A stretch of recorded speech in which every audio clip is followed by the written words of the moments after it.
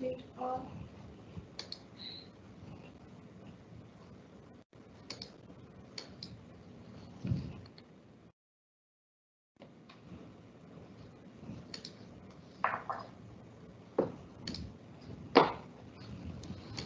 colleagues, dear audience, today we start the second day of our online workshop, the second lecture of Professor Kian Lee from Chennai National University on the second lecture of Differential Dynamical Systems. Professor Lee. Okay. Hello, everyone.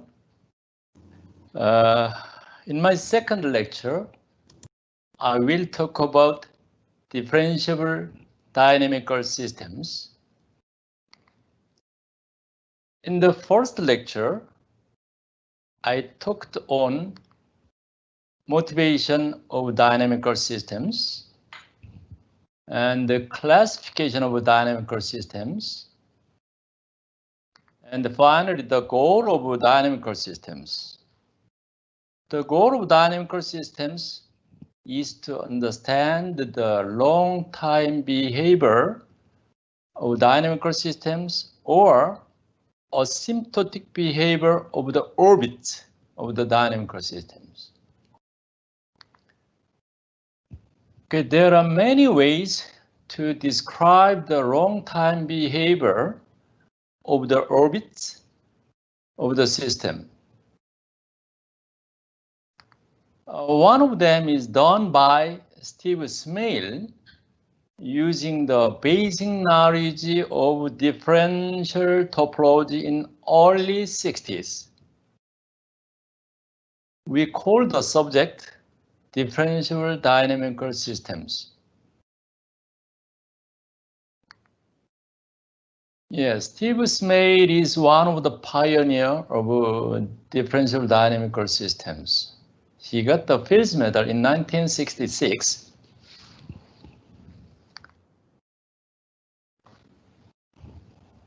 For our differential dynamical system theory, we let M be a compact, smooth manifold with a finite dimension. And Tm is the tangent bundle of M, that is the union of Tp of M. A vector C1 vector field on the tangent compact smooth manifold is a C1 map from the manifold M to the tangent bundle.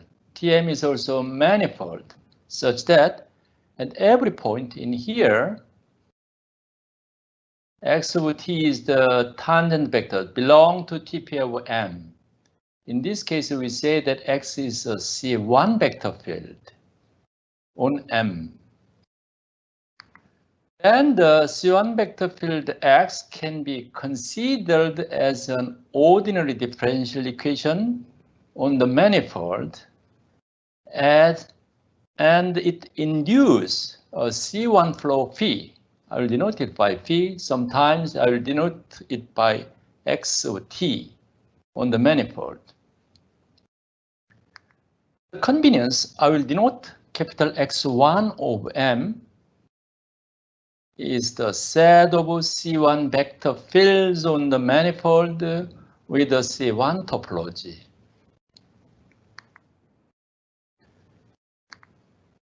Our goal is to understand the dynamics on the manifold.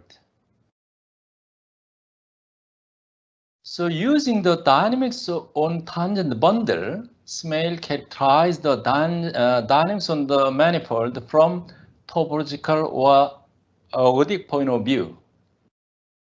So to understand the dynamics on the manifold, long-time behavior or asymptotic behavior of the orbits given on the manifold,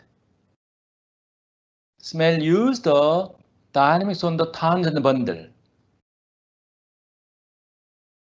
So among the tangent dynamics on the tangent bundle, like hypervelocity or quasi-hypervelocity, dominant spreading, or partially hypervelocity, or singular hypervelocity, or multi-singular hypervelocity, a lot of concept on the dynamics on the tangent bundle.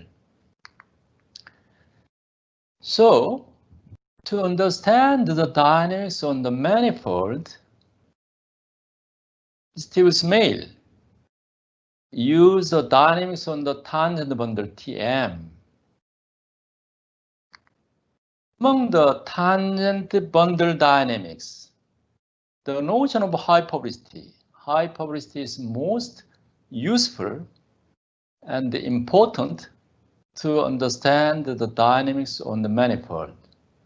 So let us review the concept of high publicity. We say that a compact invariant set. Invariant means if you take a point in lambda, then the orbit still stay in the lambda. So if you restrict on lambda, then the system is also again a dynamical system. So it is a subdynamical system. So compact invariant set is high public for the vector field if there is a continuous splitting. Continuous splitting means for any point P in lambda, tangent space Tp of M can be decomposed stable space at P and the unstable space of P, and the XOP is a vector. So this is bracket indicate the one-dimensional space spanned by this vector XOP.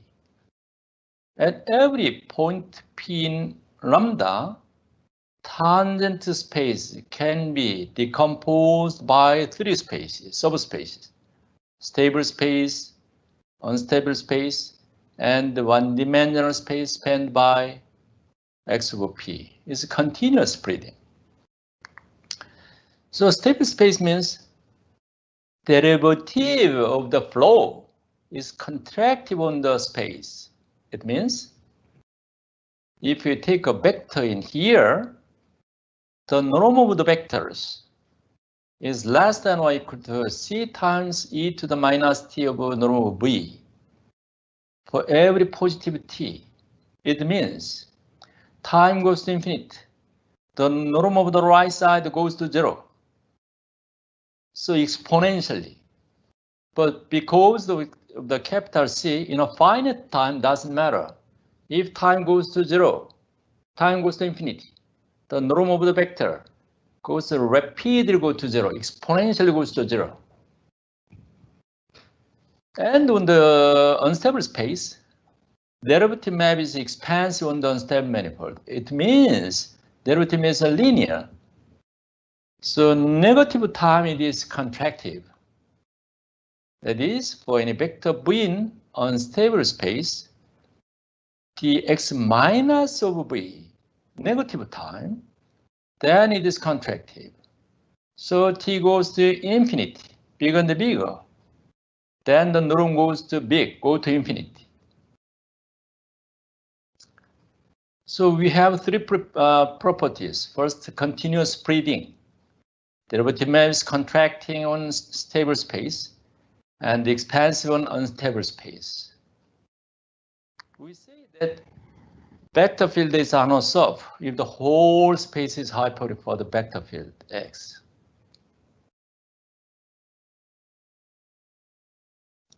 If P here, we note that if P is a singularity, fixed point, singularity, then this vector is 0. So dimension of the tangent space must be dimension of the space, stable space plus dimension of the unstable space. So in the hyperbolic set, every singularity is in some sense isolated. Let me explain by figure. Let's take a point P. If it is not singularity, then we have the regular orbit like this. This is the orbit. So xt over p, t in r. Then we have the vector here, x over t, tangent vector. Then we can have the x over bracket x over p is a one-dimensional space, and NP denote the normal space. This space can be expressed by stable space, direction unstable space. In this way. So if you take a vector v in the stable space, then the norm in a finite time doesn't matter. But in ultimately, the norm of the vector goes to 0. This means the norm of the vector go to increasing and increasing, go to infinity if time go to minus infinity. Also, if you take a vector in unstable space here, the norm of the vector goes to 0 as time t goes to minus infinity. So it goes to infinity as time goes to infinity. So this is the stable space, because if you take a vector in ES, then the norm goes to 0 stably. And if you take a vector in here, the norm of the vector goes to infinity. So let me give you a very fundamental example which has the hyperbolic structure. That is Smale's horseshoe. To introduce the notion of Smale horseshoe, we start from this unity disk here. This is the unity disk here. And L map is linear. So L is what? Contracting around the x-axis and expanding around the y-axis.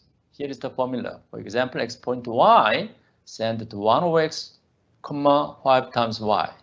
So here, red colored part send to this part, green colored part go to this part. And then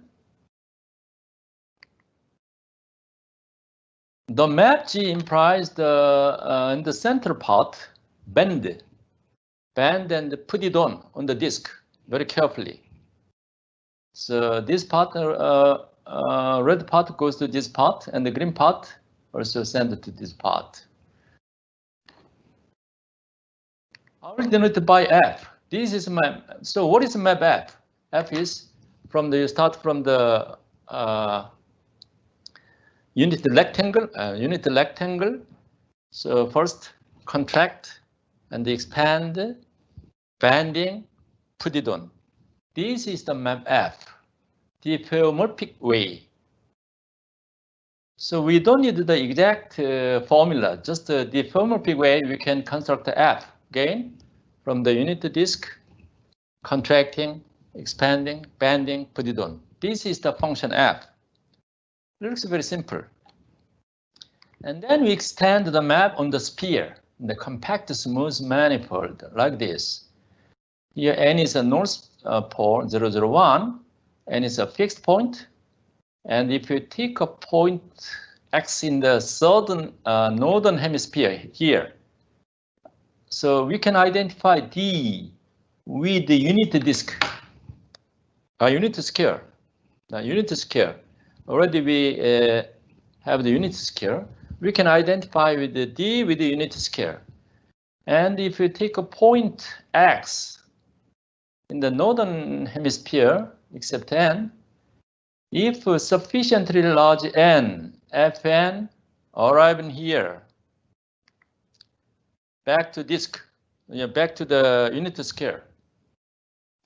This is the dynamic, this is the flow.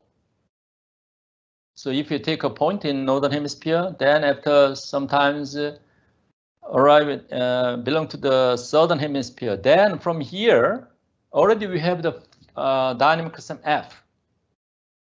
Contracting, expanding, banding, put it on. That is the dynamical system. We can make F. F is a homeomorphism. So the diffeomorphism. So the diffeomorphism F on the unit sphere S2 defined as what is called the Smale's horseshoe, right horseshoe, contracting, expanding, banding, put it on. Just we have two actions. contraction and expanding.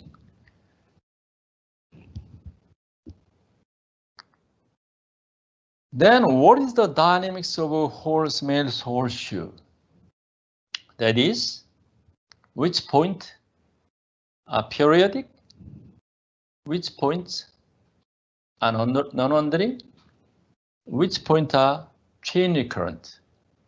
You can imagine on the sphere, unit sphere, southern hemisphere is a disk. You can imagine that is a unit scale, contracting, expanding, bending.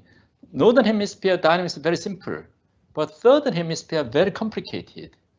We cannot imagine which point is periodic, which point is non-wandering, which point is a chain recurrent. So dynamics looks very complicated. Surprisingly, Steve Smale used the symbolic dynamics to understand the whole dynamics of the horseshoe.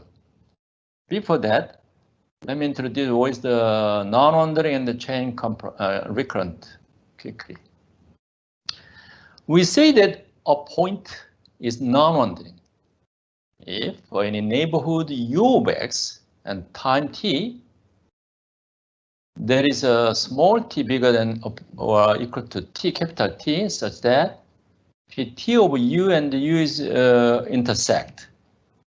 If a point is met again, then is periodic.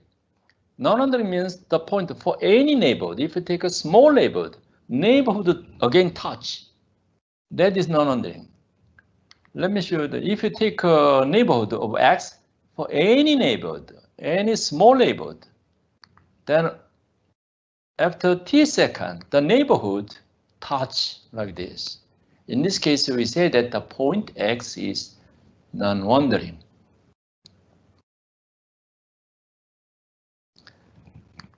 I'm going to denote omega of phi is the set of all non-wandering points of phi dynamical systems.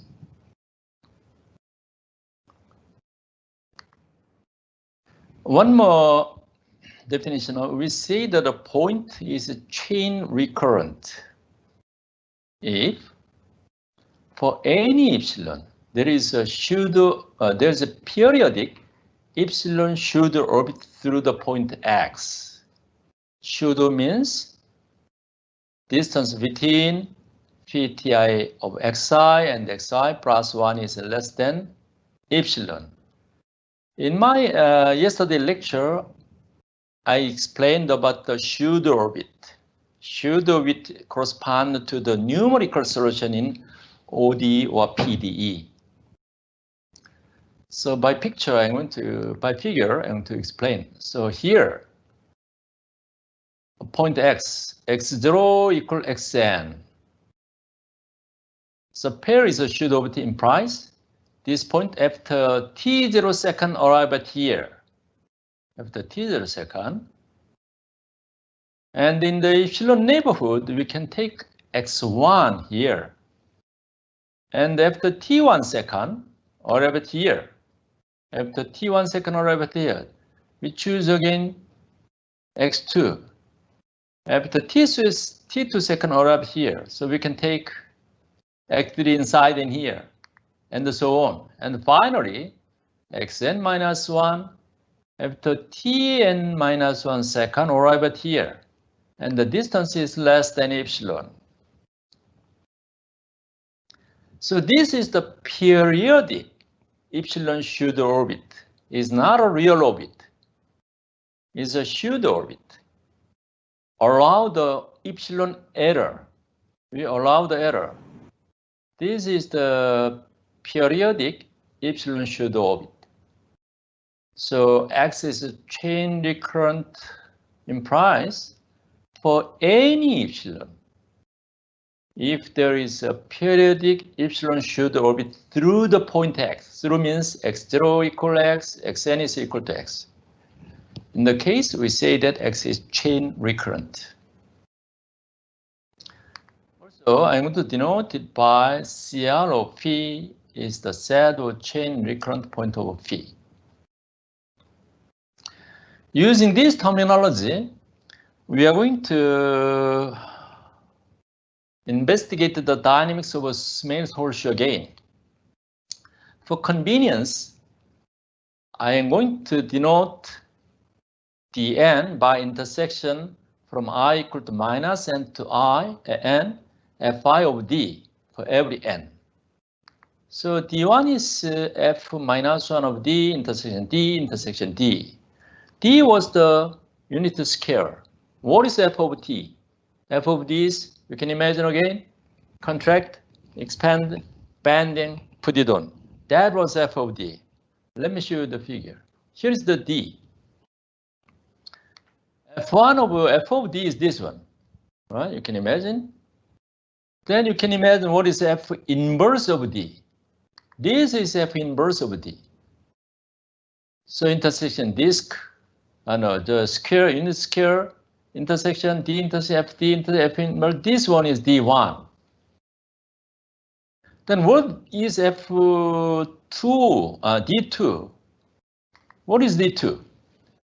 D2 is f minus 2d intersection f minus 1 d2 intersection d intersection f of d intersection f2 of d. So what is the, you can imagine, in the previous figure, again, contract, expand, put it on the unit square. Can you imagine the figure? This, again, this is the f2 of d, right? And f minus 2 of d, and the d intersection. D is 16th rectangle. Length is 1 over 25. This is d2. So you can imagine d3. What is d3? Again, contracting, expanding, banding, put it on, intersection. Can you imagine that? What is dn? We are going to put lambda is the limit of dn. We have the limit. dn is compact and the intersection properties, finite intersection properties. So limit lambda is here. Lambda is intersection with dn. Then what is lambda? You can imagine lambda is hyperbolic. You can imagine because lambda belongs to the unit square in this part only, contracting and expanding. Contracting and expanding. So there is a contracting part and the expanding part. So we can easily understand that lambda is hyperbolic. But it was a discrete dynamical system, so we can consider its suspension flow. From the discrete dynamical system, we can make the continuous dynamical system by the suspension technique. Then its suspension flow is hyperbolic also. Surprisingly, Hale used the symbolic dynamics to understand the dynamics of the horseshoe on lambda. And he proved that this dynamical system on lambda is invariant. Lambda is compact invariant set. This is conjugate to the shift map. Here, sigma is a shift map from sigma 2 to sigma 2. Sigma 2 is the what? 0, 1, for example, 2 symbols to the z with the product topology.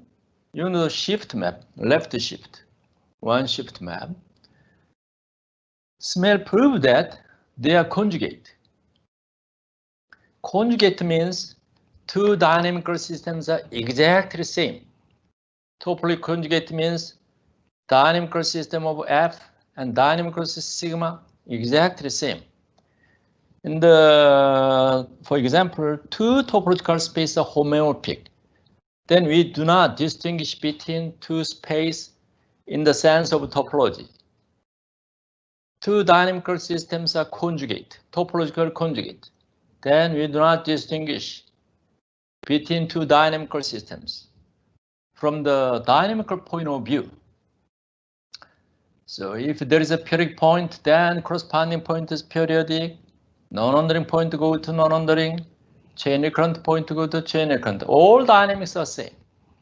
So surprisingly, Smale proved that horseshoe map is topologically conjugate to shift map. So we know the dynamics of shift map.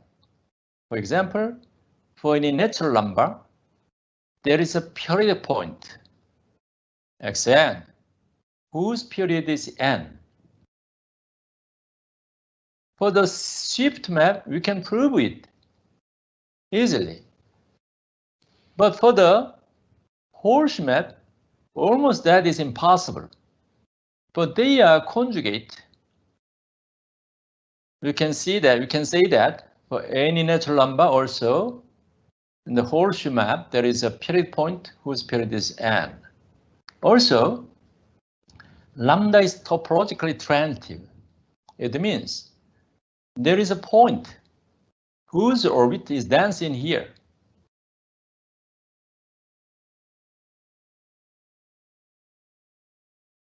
Moreover, period points are dense in lambda. We can easily show that for the case of shift map. There are many. We know that for every natural number, there is a periodic point whose period is n, and the periodic points are dense in here. So for the case of Smale's horseshoe map also, every periodic points are dense, we can say, and the non-wandering set equal to chain recurrent set, all the equal to, because that is dense in here, so that is a lambda. We can see that. So every point is non-wandering point, and every point is a chain recurrent point.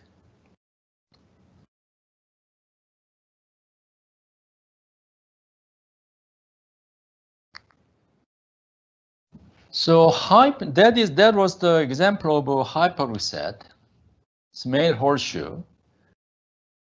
So in differential dynamical system theory, the hyperbolic set has the following properties. First one is hyperbolic set. If lambda is hyperbolic, then it has the expansive property, also shadowing property, also structural stability property, and also there are a lot of dynamical properties are satisfied.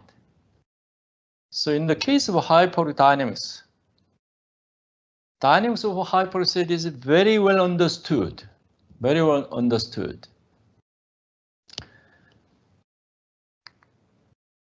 First one is expansivity. More precisely, if lambda is hyperbolic for a flow or compact smooth manifold, then the flow is expansive on a neighborhood U of lambda. It means in a small neighborhood of lambda. For any epsilon, there is delta, dynamic delta ball. For every point x in U, dynamic delta ball is contained in orbit arc.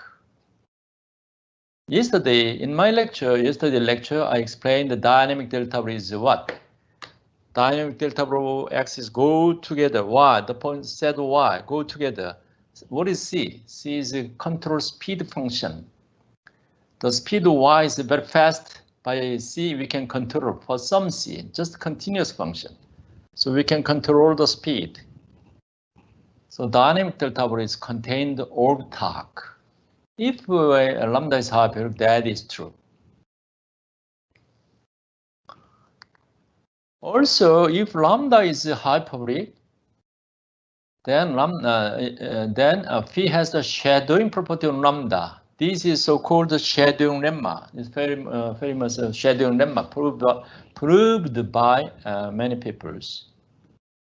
It means for any epsilon, there is delta such that any delta should orbit psi in lambda. That is epsilon shadowed by a point. It means lambda is here. If you take a delta pseudo orbit, nearby there is a real orbit. That is a shadowing property. If lambda is hyperbolic, then it also has the shadowing property.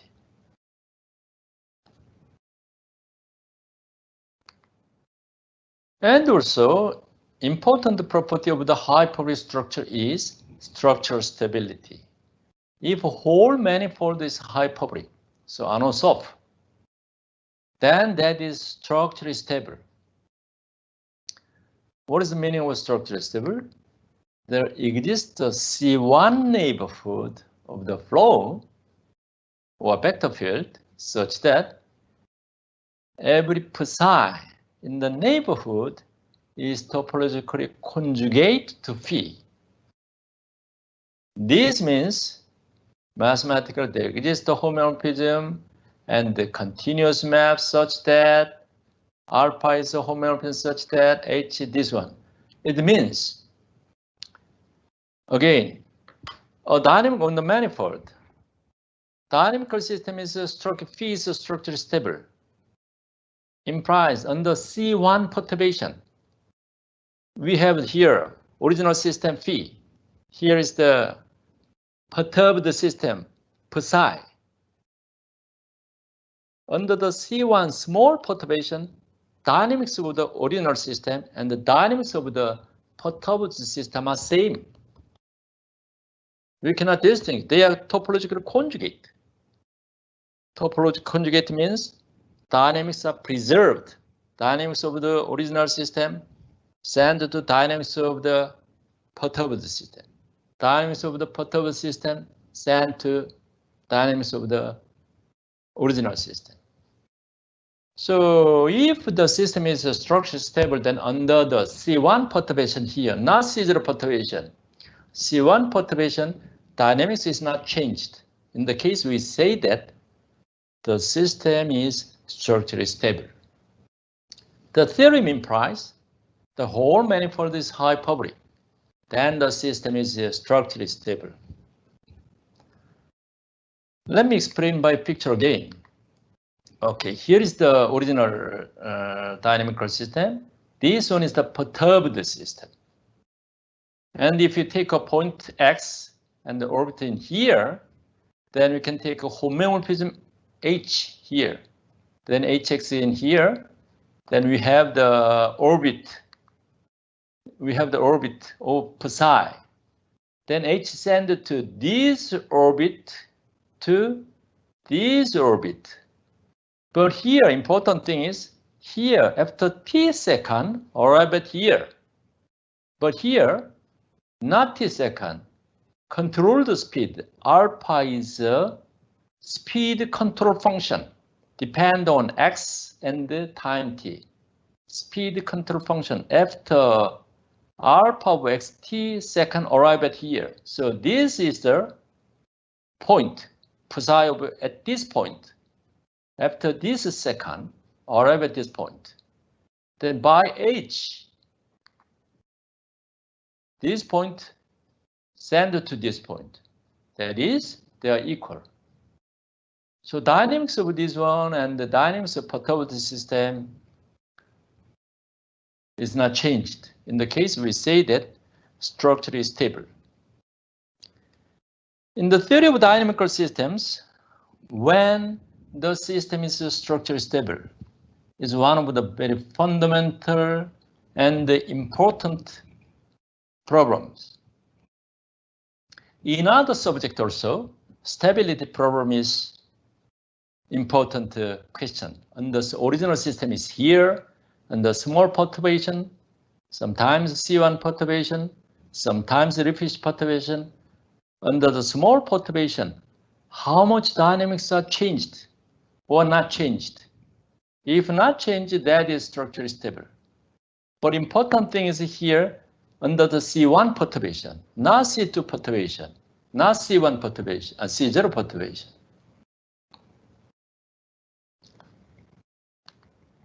So here is a very important, it was a conjecture, long time standing conjecture, more than 20 years. It was a long time standing conjecture, but it was proved by many people. So it is a theorem. It was a conjecture, C1 stability conjecture, but it is theorem nowadays. Theorem implies C1 flow is structurally stable if and only if It is satisfied axiom A and the strong transversality condition. We do not know what is axiom A and the strong transversality condition. This is the dynamics on tangent bundle. Structural stability is the dynamics on the manifold. In the small perturbation, dynamics is not changed. So it's the dynamics on the manifold. The axiom A property is dynamics on the tangent bundle. Strong transversality condition is also dynamics on the tangent bundle in some sense. So it is very proved many by Robinson. Robinson proved Clark-Robinson here. Robinson means Clark-Robinson. Proved that axiom A plus strong transversality condition implies the structure stable. The converse is very difficult. For the case of a discrete diffeomorphism case proved by Manne, and for the vector field case, flow case, after 10 years, Manne, after proving the stability conjecture for diffeomorphism, after 10 years, Hayashi proved that for the flow case. Okay. So let me give you the notion of axiom A and the strong transversality condition. Okay. We say that a flow P has the axiom A. First, non-wandering set is equal to the close of the periodic points, close of the periodic set. And non-wandering set is hyperbolic. In this case, we say that Phi dynamism satisfied axiom A. Stable manifold theorem says, if Phi satisfies axiom A, then for any point in non-wandering set, the stable set, this is the set of Y such that the distance between 2 points go to 0 as t goes to infinity. Unstable set is the set of Y such that the distance goes to 0 as t goes to minus infinity. Stable manifold theorem says that the sets are C1 immersed submanifold of the M. In the local stable set, they are C1 embedded in the global stable set, unstable set, C1 immersed submanifold of M.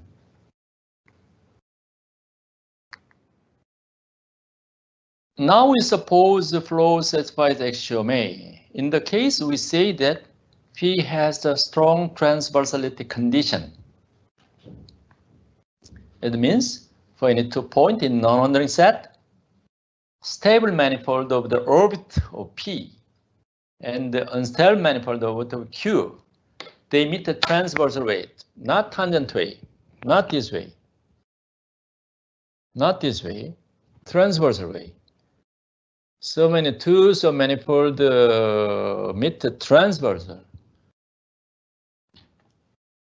Transversality implied means for any point, if they do not intersect, doesn't matter. But if they intersect, if they meet at X, the tangent space of M at X is the tangent space of the manifold, stable manifold, and the tangent space of the unstable manifold there. So in this way, if they meet, then it's okay. So axiom A plus strong transversality condition implies structurally stable. Conversely, structural stability implies axiom A plus strong stability conditions. It was a stability conjecture, but it is proved. So it is a theorem. Let me give you one application of the structural stability. Consider a Chaffee-Infante equation given by this one. Omega is a 0 pi, f is a seed function, and the derivative is bounded for some. This is dissipative condition for the well-posedness. Then it is well-known the system equation induces a dynamical system. on H01 space, H01 of omega 0. And the dynamical system admits a global attractor. Global attractor is unique. What is global attractor?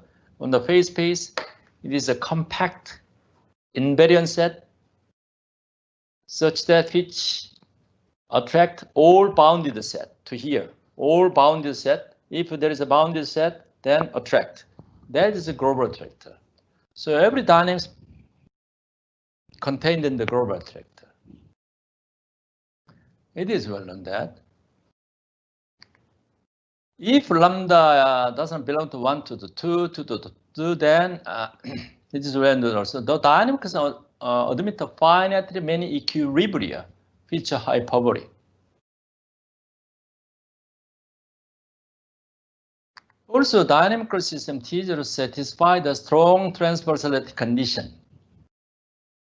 Finally, we see that the dynamical system T0 induced by Chaffee-Infante equation is structurally stable on its global attractor. Under small C1 perturbation, nonlinear path, small C1 perturbation, dynamics are not changed on the global attractor. They are structurally stable. Finally, let me introduce one conjecture. For this, let me introduce some terminology. We say that an invariant set is C1 robustly something P. P can be expansive, robustly C1 robustly expansive, C1 robustly shadowable, C1 robustly transitive, C1 robustly transient, etc. And C1 robustly P means if there exists a C1 neighborhood U of X and the neighborhood U of lambda such that for any Y in UX, lambda Y, what is lambda Y? Is the maximal invariant set in U, has the property P. In this case, we say that lambda is C1 robustly P. Again, the chain component is the, chain component. I will not give the detailed definition again. The chain component is said to be C1 robust shadowing. If there is a C1 neighborhood UX of X and the neighborhood U of gamma such that for any vector field in the neighborhood of X, Cy of gamma Y is shadowable for Yt. Yt is a flow dynamically induced by Y, where gamma Y is a continuation of gamma. Gamma is a periodic hyperperiodic orbit. Gamma on the perturbation, this one is also periodic orbit.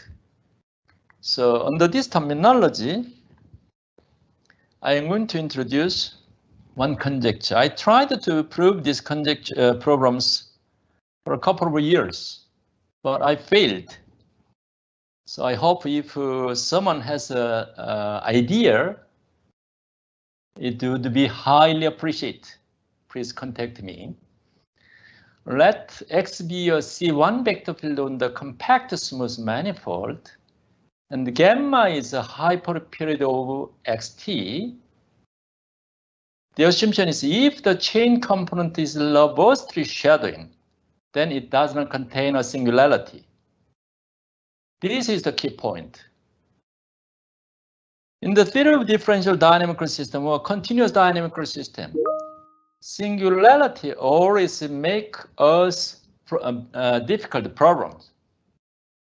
Near the singularity, very complicated and not easy to control the dynamics. We proved that. If chain component is robustly shadowable, then it does not contain a hyperbolic singularity. We proved it. But still, we don't know. It contains non-singular hyperbolicity or not. If it is true, then the set is hyperbolic. So I tried to prove this problem, I strongly believe, does not contain singularity. If that is in the small perturbation, that is also has the shadowing property. I believe that is does not contain singularity.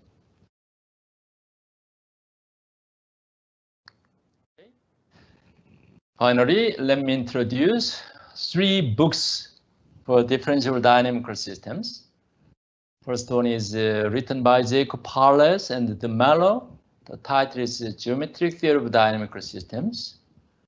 Second book is Schub, The Global Stability of Dynamical Systems. Final book is not book, it's a paper. The Steve Smale, Differential Dynamical Systems, published in Britain, American Mathematical Society. Okay, thank you for listening. This is the end of my talk. Thank you. Thank you very much, Professor Lee, for an interesting lecture. However, we have a question from our audience, and the question is, what definition of a quasi-periodic orbit seems to you the most constructive? What numerical criteria can be used to separate them from the rest?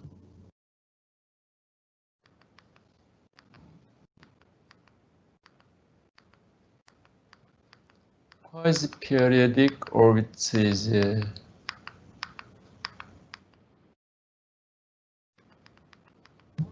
first periodic pseudo orbit. You mean the periodic epsilon pseudo orbit? I'm sorry. What is your question?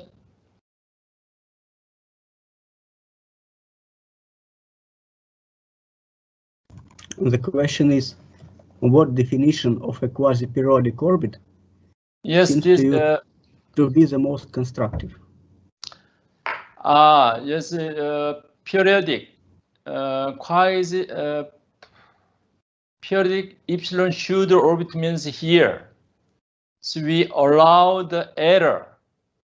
Real orbit is one function, or the solution curve of the differential equations.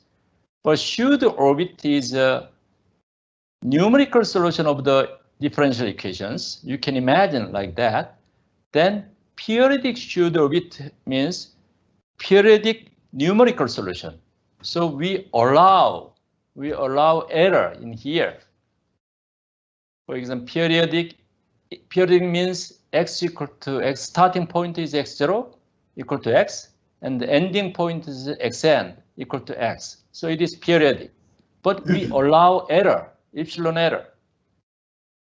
So after t second, t1 second, epsilon error, we allow uniform epsilon error. In this case, in the theory of dynamical systems, we say that that is a periodic epsilon pseudo orbit through the point x.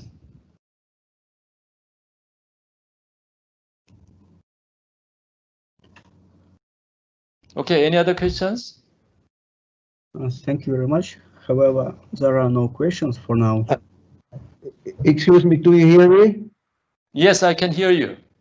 But you did not directly answer a question about quasi-periodic. Quasi-periodic. You are talking about quasi. He asked for almost periodic. Almost periodic. Almost periodic. And there are many different, depend on the book or literature, or paper. Someone use quasi-periodic in this way. Someone use almost periodic in this way, different way. So yeah, I don't know. Yes. Okay. So sometimes, yeah, depending on the non-wandering point. Non-wandering point is sometimes someone say that is quasi-periodic because periodic means the point, the starting point, and the ending point touch. That is periodic. And non-wandering means for any small neighborhood, after some second, touch the neighborhood. What is the chain recurrent? Means not exact orbit. Should orbit touch. So there are many should periodic, quasi periodic, almost periodic. So depend on the literature or person, I'd like to say. Okay, sorry.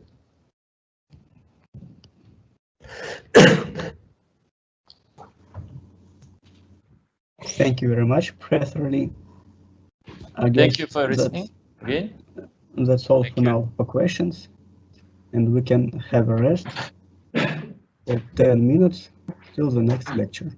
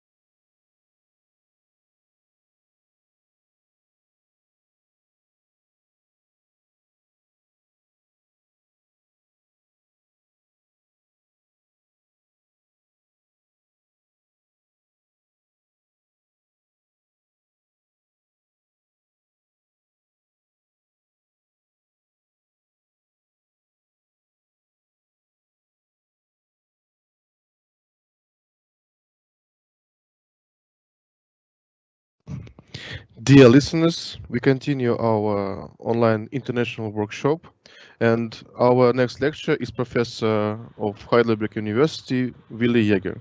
He will continue his course of lectures called Can Mathematics Help to Understand and Control COVID-19? And I want to pay attention that if you have questions during the lecture, you can write them in questions and answers. We will read them at the end of the lecture and try to answer. Professor Jäger, you're welcome. Can you see the screen, my slides? Yeah, we can see Okay, it, but could you share? Yeah, great. now I wanted to see if everything is okay. Yeah. Now, I planned these 3 lectures in order to motivate mathematicians, especially the young ones, to take part in the fight of science for helping to overcome this terrible situation which we have. And I think more than it's more and more mathematics needed. In fact, if you listen, I listened this morning the news. They make statements, people from all over the site, which as soon as it gets quantitative and needs information about what has to be done, it's needed. Mathematics combined with knowledge in all the fields, which essentially is in this case, you have to understand topics in medicine and biology, but also since it's a social event, such a pandemic, we also have to get involved how to introduce in all our models, if it's possible, also the reactions of the population, of the individuals. We had in the last 3 lectures, we were 2 lectures, we were considering the action of the virus inside the cells on the micro level, and we also have studied what happens on the body side. And now we are looking the interactions of the different agents in a population. And I think which is absolutely necessary to bridge this information between these totally different situations, because if you look inside a body, you have the individuals, and in an individual you have to study how the virus is acting. Especially what is important for the spread is also the multiplication of the virus inside the system. That means it attacks, as we discussed,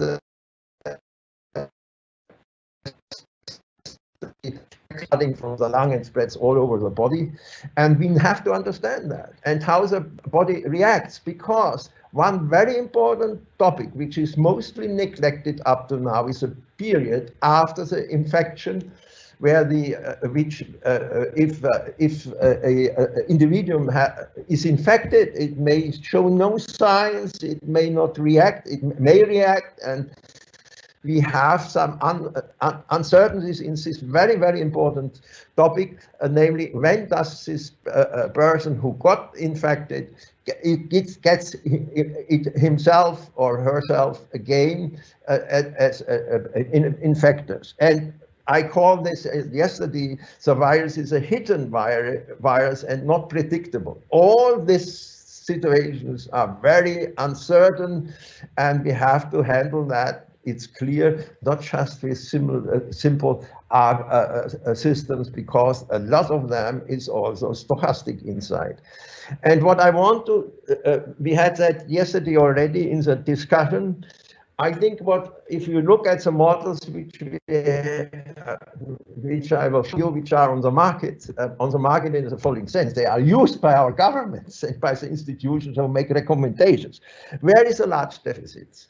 And this is more, sorry to say that, I have to more report about deficits than what is really actively really helpful. And one part is just this period. If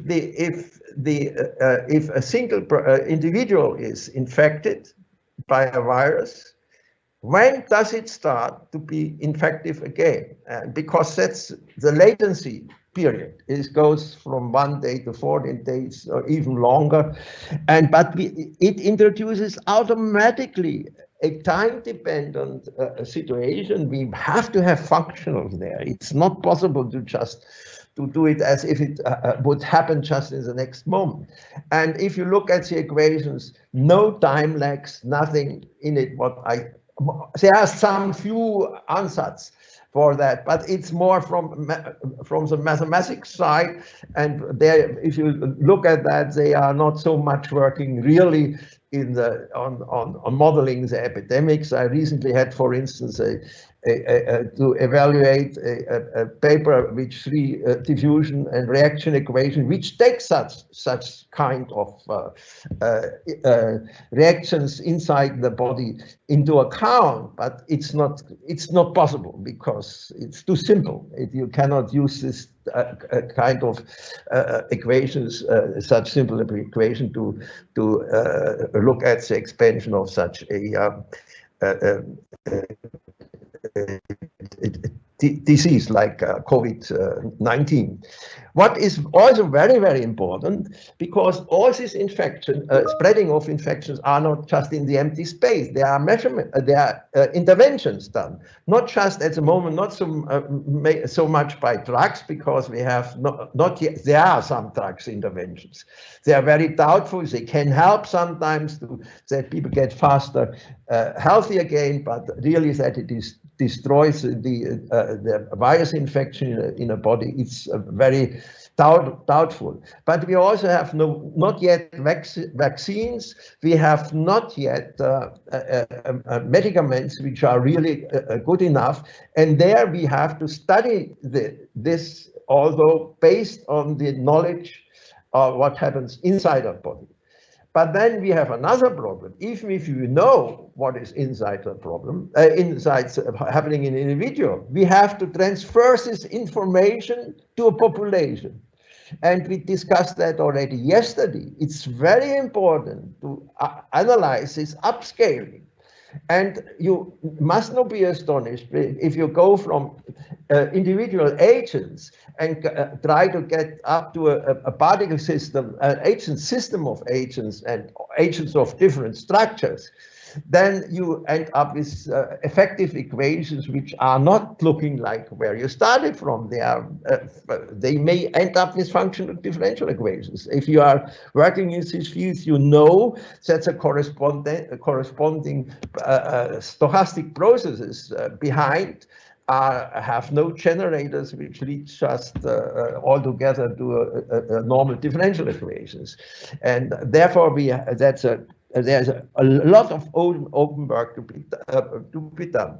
Another thing is the tests. Also, the tests are very much, and the interventions according to the test are very much a tool to control the epidemics. And there I want to stress once more, the tests at the moment are not what I would like to have, because it tests usually, mostly, very often, mostly the antibodies.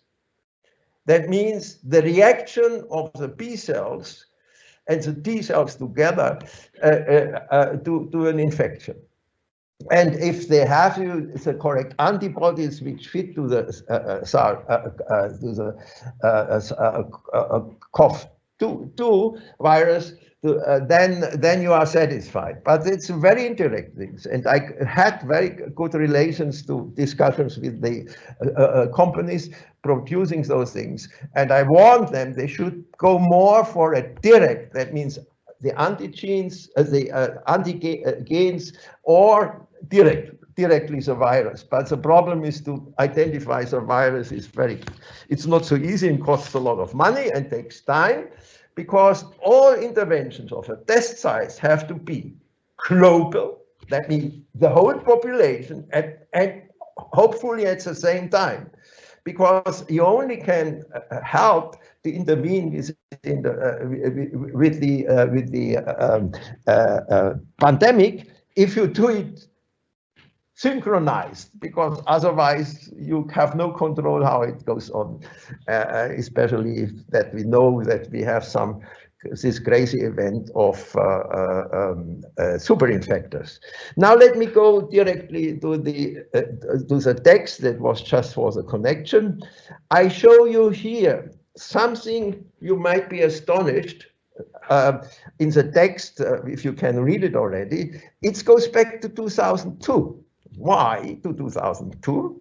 Because there we had the SARS infection, which is our COVID virus is coming from SARS, but it's more, I'm sorry to say that, it's more terrible.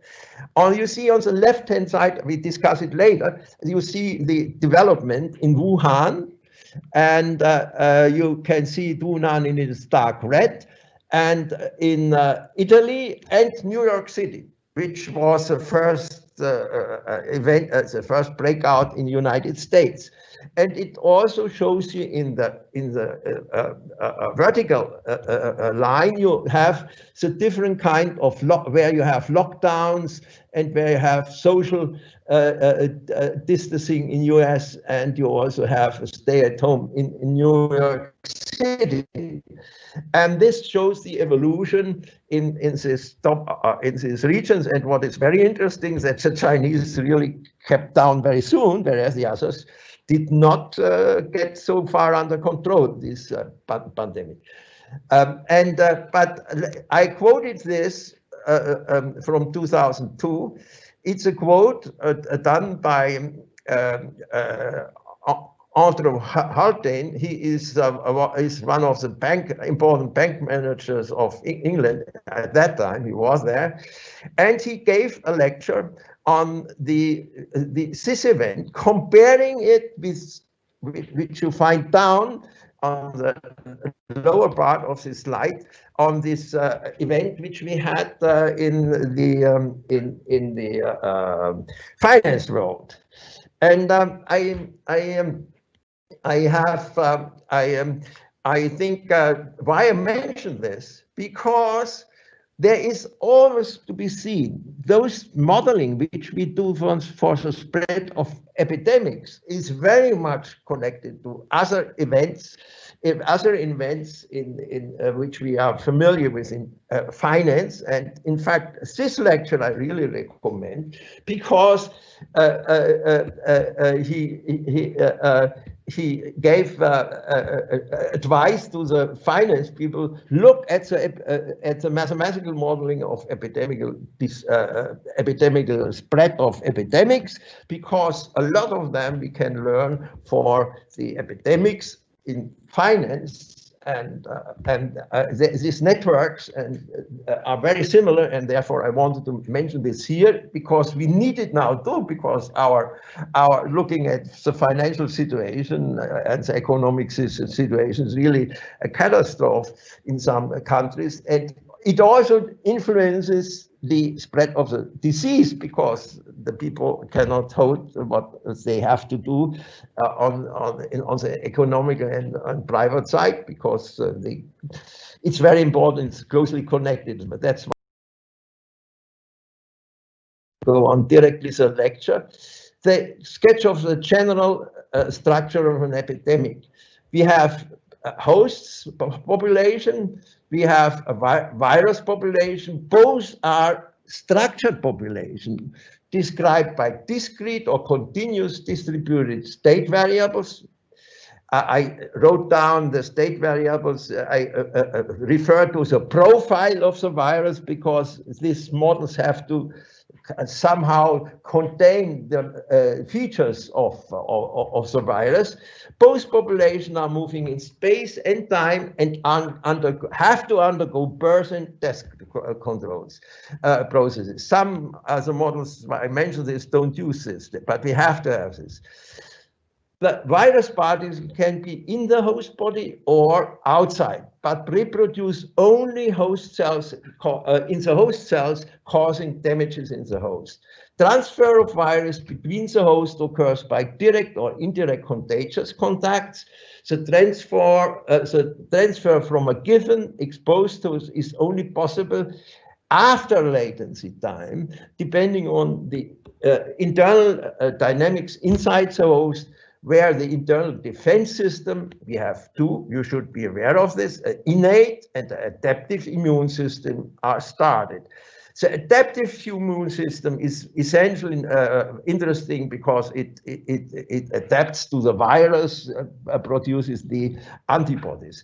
And there I want to say this is not good enough developed, I claim. Also from the mathematical point of view, I mentioned that already yesterday, that George Bell did a very great contribution to it, but it's time to get interested again.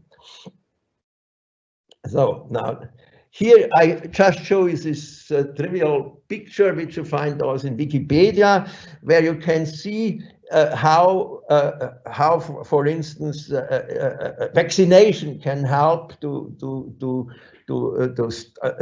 control the virus.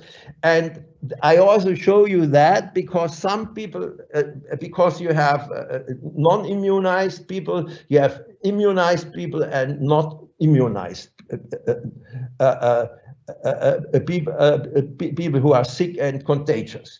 And if you by simple playing, you can easily see how they affect the dynamics of the population. Why I mentioned this here is not only because of vaccination, but there is the idea of some of our colleagues also put in mathematics that we can use the generation of herd immunity in order to control these epidemics. And but we will discuss it later. The infection is with respect to a host and to a virus population interacting multi-agent system. Due to different scales for host and virus, one has two scales with respect to the population in size and the number of agents. It makes sense in modeling to pass to the concentrations for the virus or later also to the human population in some situations. Mathematically, we are confronted with coupling scales also if are mainly interested in growth and spread of the epidemic on the macro level. Most processes are stochastic and not just deterministic. Multi-scale limits will not produce just differential equations that I said already before. Okay, let's go on. What comes next? Oh, let me just start immediately. Most of these available systems for modeling the epidemics go back essentially to the SIR model. It's an old model of Carmack McKendrick, 1927-32. And I think this is no longer possible to use, but most of them are just adding some additional terms. The original one you see up there as a SIR model, and SEIR model is, for instance, used by a little bit generalized of that, is used by an institution which takes care in Germany of the evolution and for the advice of the government.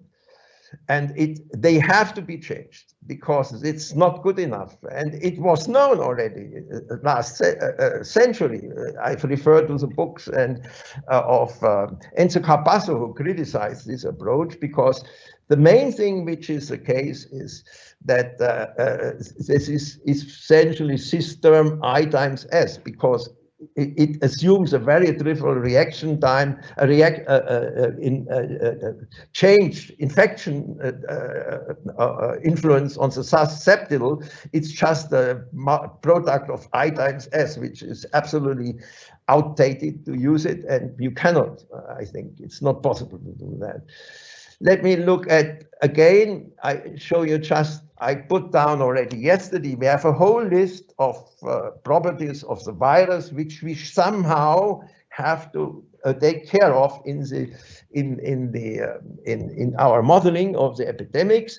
And it's also clear it has to have a structured population, it must lead us finally to structured population, for instance, by age or health history. And also we have to see that effects like super spreading have to be taken care of, or the incubation incubation time and the duration of infectivity. Also, what is very important, we do not know very much about the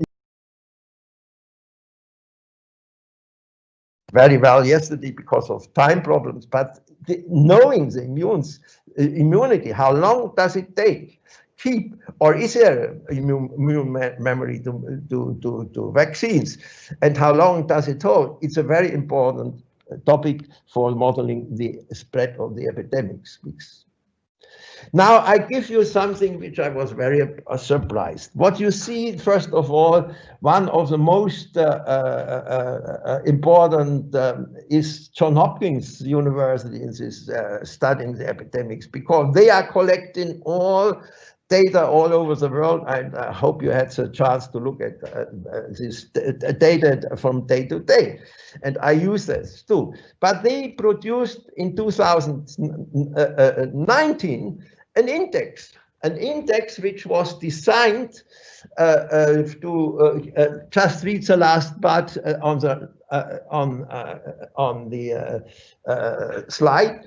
The GAs with poor measurable changes in national health security improve international capability to address one of the world's most omnipresent risks: infectious disease outbreaks that can lead to international epidemics and pandemics.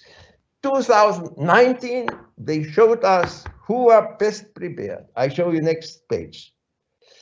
And the colors you see, what they mean, you see it's very small. You see it here, what it means. The yellow ones are very well prepared. The in between color is more prepared and least prepared. And look at this, what do you see already? Yellow is almost all part of North America. And maybe if you go to Greenland and go to Canada, this might be okay. But look at the evolution in United States. Now I put you here the ratings, and you may look, I could not put all of them. The ratings, your top rated is United States, United Kingdom, Netherlands, and Sweden, also higher. Germany is lower down. Italy is also quite back, but China and Russia are very terrible. Especially Russia is far back, according to this index. And I never believe indices very much, but there we have it. It's not uninfluential to have this. Now, look at this. How do you compare globally? You find here listed, according to the situation of the 2nd of August, the different countries, how much they have. And in the meantime, we have about 5 million more globally of infected. And you see, please look at the rank, which is the last part, and there you have the ranking. USA was #1. But they are also #1 in the pandemic. And in the bracket, you see the official indices number, which gives you more detailed information. But the same thing is USA. And also Brazil was quite good, well rated by this, but they are leading. And Mexico and UK and Spain and Italy, you can compare how terrible this is fitting to the real life situation. But we may need such indices, but you have to look very critical at them. Now, let me just, I also want to say the following. If you want to compare different countries, it's not so easy. Now I show you the evolution of in the last time of the pandemic in United States, and it was provided by New York Times. Also, you could have gotten this, can get this movie there, and if you have a chance, how to load it down. But maybe I could start it once more, that you see that my statement No. No, it does. Now it repeats it once more. Now you see it once more. I doubt that you can describe it by this spread of the epidemics by a diffusion equation. It's not possible. It's clear why.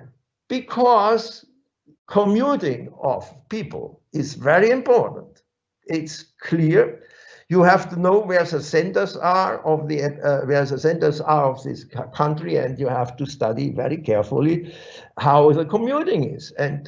And we know this already from HIV virus, that a single staff member of an airplane transported HIV to California. And it's in the meantime we can follow, and it was also done studies to identify the evolution of single infectors for instance, in Germany. They traced it very carefully. Now let me continue.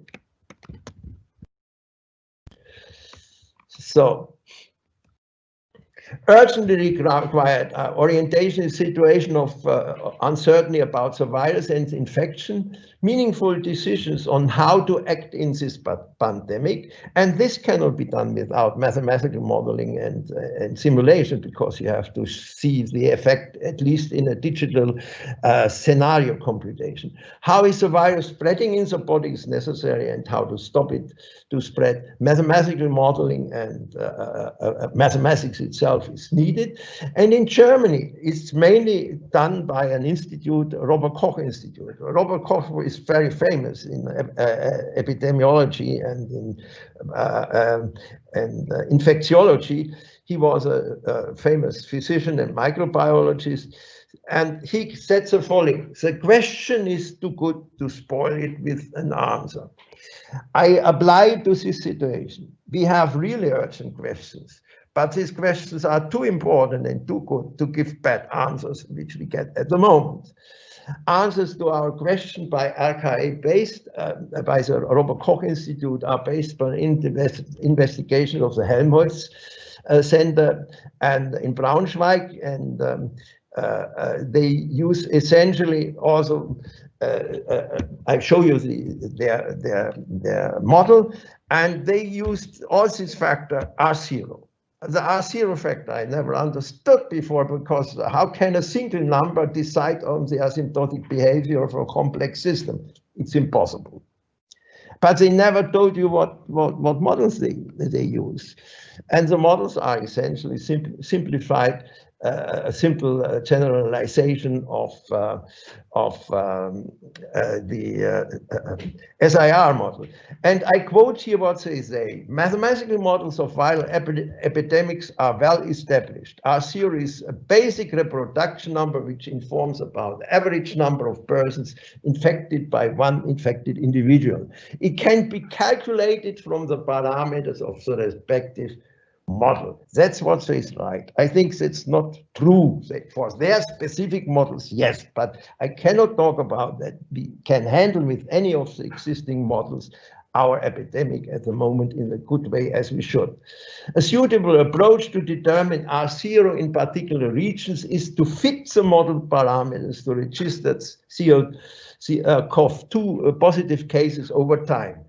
The thus produced R0 provides an information over the overall spread of viral dissemination and does not provide information about the effective measures installed in the course. And but here we see they tell you you can look afterwards from looking at the situation if these measurements which you took are effective. But this does not give any tool to control it a priori by scenario. Therefore, I cannot accept this approach. Now, there you have the different mitigation measures. You know all of them. I just give that's a picture, and you see all of the. I put on the left-hand side. It was a demonstration in Washington showing how many people and medical people died, and you have on the right-hand side all these graves in Brasilia. And we have the different medications which are possible. I had told already yesterday about we have an airborne decision, aerosols and droplets, but also we can do it contagious. Let's think about that. And we have different kind of measurements which have to be taken, which are listed here, but they're so familiar with you, we don't have to discuss. Interventions are necessary. Failing to introduce appropriate measures are or to put an end to such measures can lead to humanitarian catastrophe, and that's exactly now in discussion. Now, different scenarios: uncontrolled epidemic with many fatalities and overwhelmed healthcare, long-term ongoing infections treatable with reasonable healthcare, eradication of the acute epidemic. Uncontrolled, that's a lot of people who, those who represent herd immunity set on mainly on A. B is what most do, and C we cannot do without in the situation which we have now. We need better tests, we need some vaccines, and we need medication and a functioning public health system. And really also it must fit the political and social and economic and financial system, has also be stabilized to control that. And I said the concept of herd immunity we have to take into account and discuss. I make some critical remarks. Look at that. I show you UK. It's all data of the 2nd August. UK had infected here 305,000, and I took it per million of inhabitants. That's not correct, because we also would have to look at the density of population, but to get a good measurement for comparing different countries in the epidemic behavior, it's not so easy. But let's just divide by the number of inhabitants, and now you see the situation. UK is not in a good situation, and Sweden also not. Also Netherlands, I didn't put down the figures. And you also see, I gave you the comparison in Germany and USA. And what can you see about UK and Sweden? They had this herd community as a philosophy, and I'm sorry to say that also supported by some of our mathematicians, mathematics models, which reminded me already what happened already in UK with the crazy cow disease, because they also used the wrong model at that time in the government, because they liked the outcome, and it had to be corrected. And I think UK tried to correct it, and Sweden claims that they are successful, but look at the situation. It's not true. I think that this okay. Here you have once more the herd definition of the herd immunity. Is a level of population immunity such that disease spreading will decline and stop even without preventive measures. When the immunity level from infection is below the herd immunity level and preventive measures are lifted, then a second wave of infection may start. But they claim we can reach this herd immunity. The phenomenon of herd immunity is complex. The simple crude threshold theory, it is the basic model for the interaction of transmission and immunity threshold, is naive because it is based on a number of assumptions that are not given in reality and on factors that are not yet sufficiently understood or quantifiable or are still unknown. Strategy to keep the healthcare functional and to delay virus spreading until parts of our immune, this strategy will fail, and it has been shown already. And we look in China, you could see that you can get 1% immunity by this way. So now what do we have as next? Oh, maybe I said already most of this. I can let it for time reasons. Let me show you the system used by the Helmholtz Center for infectiology, and it's based, all German predictions are based on this model. And you see already that it's a simple generalization of SIR model. They just introduce some additional subpopulations, but this is the criticism which I said before works here immediately. And I show you some of the results. They have this kind of differential equation, and here they give you exactly the R0. If you know these parameters, you can compute this. It's a little bit funny that you can get from the asymptotic behavior just by one single number in the parameter space. Usually you would say they have certain regions, which,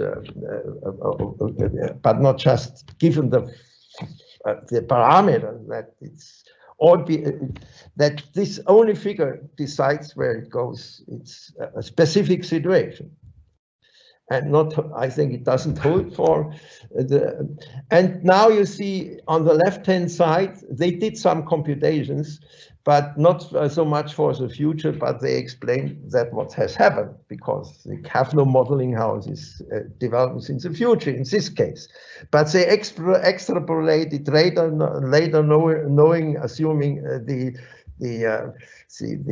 R0s, relations on the R0s. Here you have the evolution of in Germany in this period, and here you have. They also computed their R0, but the R0 they let it depend on time because they had to adjust it because it changes.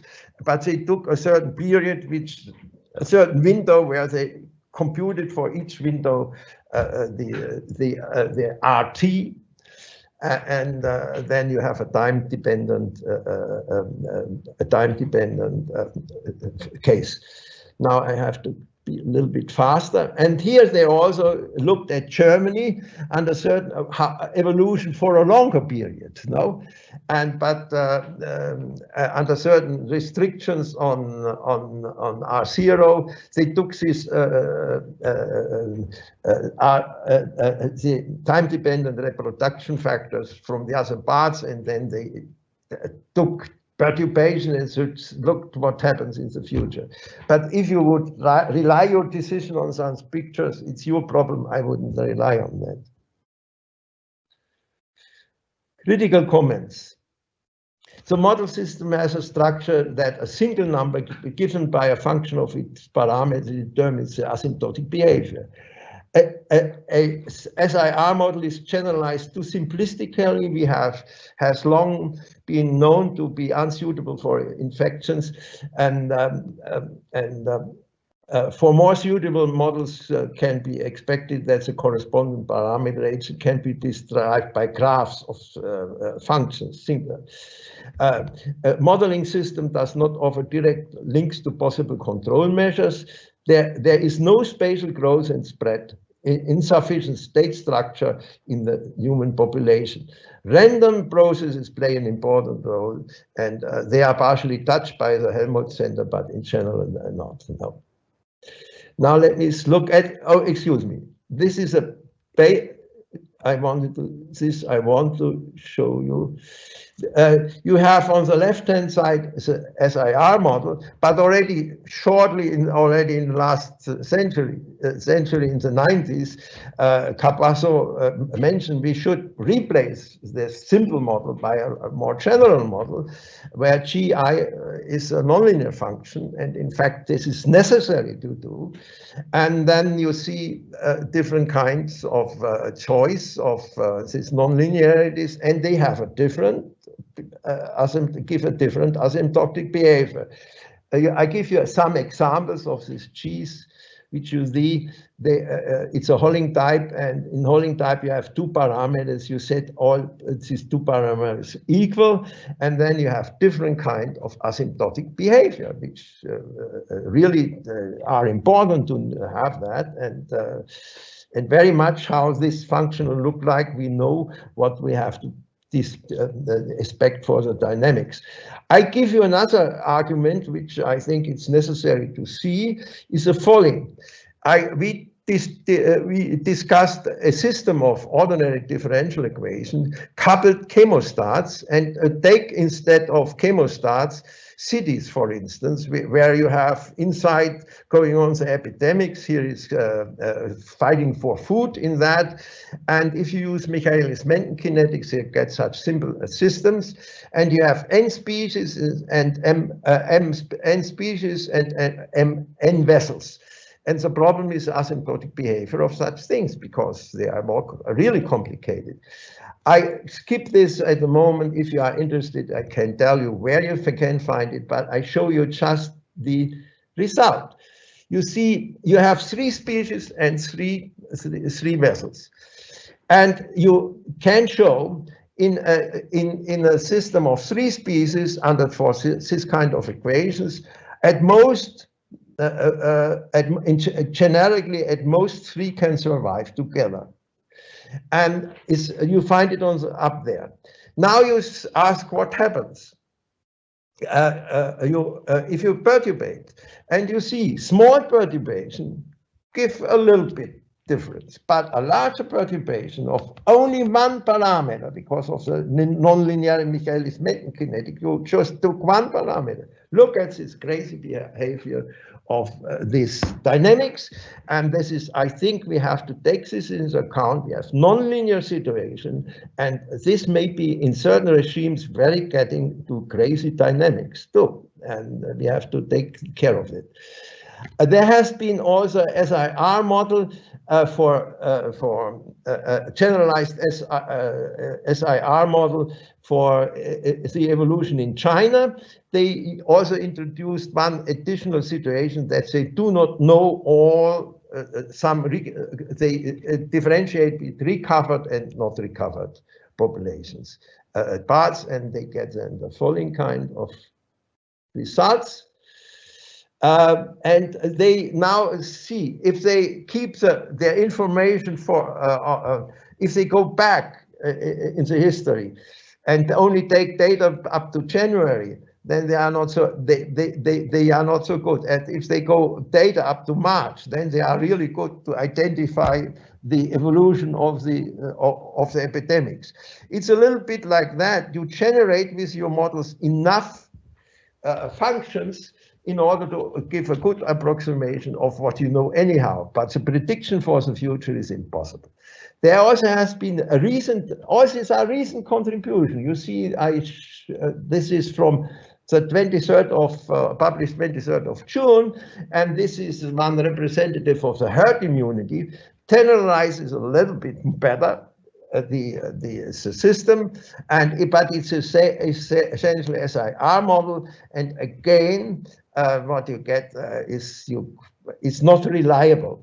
It's a very trivial thing. Their contribution is, can the herd immunity, if it exists in the sense that they mean, be influenced by the heterogeneity of the population? They were interested in the heterogeneity population, and they did not take a continuously distributed but a normal one. Now let me see, what is necessary? I think it's necessary to replace the systems by modeling the whole agent system on a network which in each node might be treated in a city. You may be able to treat it like traditionally, but if you combine different regions and city, you have to do these network studies, and there is a lot of done in physics, because they like to do network studies, reactions on networks, and the simplest one are those coming from epidemics. And I really think that we have to look at it. And they are very similar to the networks which are studied in finance or in social science or internets. And there I see the future to get more precise results. You can maybe replace this network system by integral equations, because you can spread a little bit just the lines connecting to cities, but I doubt that you can do it with a heterogeneous PDE directly. You may in some cases, but that's what I wanted to say here. We also have to get involved in testing and vaccination, and there I think we should be able to use mathematical modeling to make testing better and vaccinations also better, because we have to the chance to use what is called in industry partially digital twins. That means you make a model, connect it with a database, and try to adjust your model always to the changing database and compute something as for prediction which you may need for all your measurements. So, can mathematics help to recover from lateral damage of the pandemic? I think yes. And I think it's needed mathematician, in particular of the younger generation, and I think dare to get involved with mathematics in biology and medicine. But you must be willing to accept, you have to find the systems of equations. Their derivation is part of the problem. You have to get to front of biological and medical research in order to be informed about the processes they are supposed to describe. You have to get seriously involved in interdisciplinary research in the challenges posed by COVID-2, threatening humanity as a pandemic and as a virus sepsis. This is very important because sepsis is already studied, although this has no solution yet to control it. And it's worth the effort from all point of view, as mathematics can give decisive contribution to understanding COVID-19 and getting it under control, repairing the damage and caused by the pandemic. Also, we get new mathematical problems which are challenging theoretically very much and can help to develop new interesting mathematics too. So I think this was all what I wanted to say. Sorry. You see medical people from Wuhan, they already claimed victory. I hope this is true, that there are coming no new waves, and we should try to help to avoid that. Thank you very much for your interest. Stay healthy. And if you have any question, which cannot be posed now because it's too short a time, but if you have, I have enough literature collected because that's our source. We have to study the publications in the field by reliable medical institutions and biological institutions too. Thank you very much. Professor Jäger, thank you for the interesting lecture. And we have some questions. The first question is, we have the information about population immunity at the moment. Can this information be used for mathematical models? I'm sorry. I'm sorry, I have to correct you. We don't have this information about immunity. That's wrong. People, you see, if you produce for the moment antibodies which fight the virus, you do not know how good is the memory. In fact, it needs to be studied. And this is why I said the old models which we had, I like George Bell very much. He was a good friend of myself, and he contributed so much, but we have to do more study in this immunological topic under the aspect of the coronavirus. If we have it, that's a very important information, but we don't have it.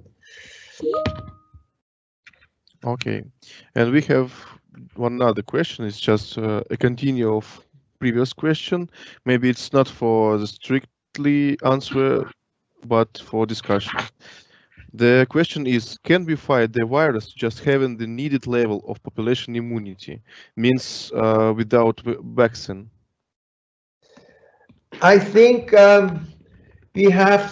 we should, first of all, I hope that everyone who says that he can produce a vaccine can produce it. And the more we have of it, the more it's healthy for us. But I am a little bit worried by that some people promise too much. And because if you look at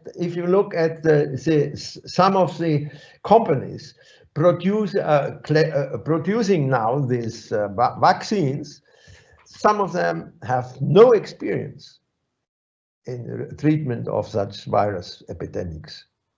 Some are coming from cancer, and it's different.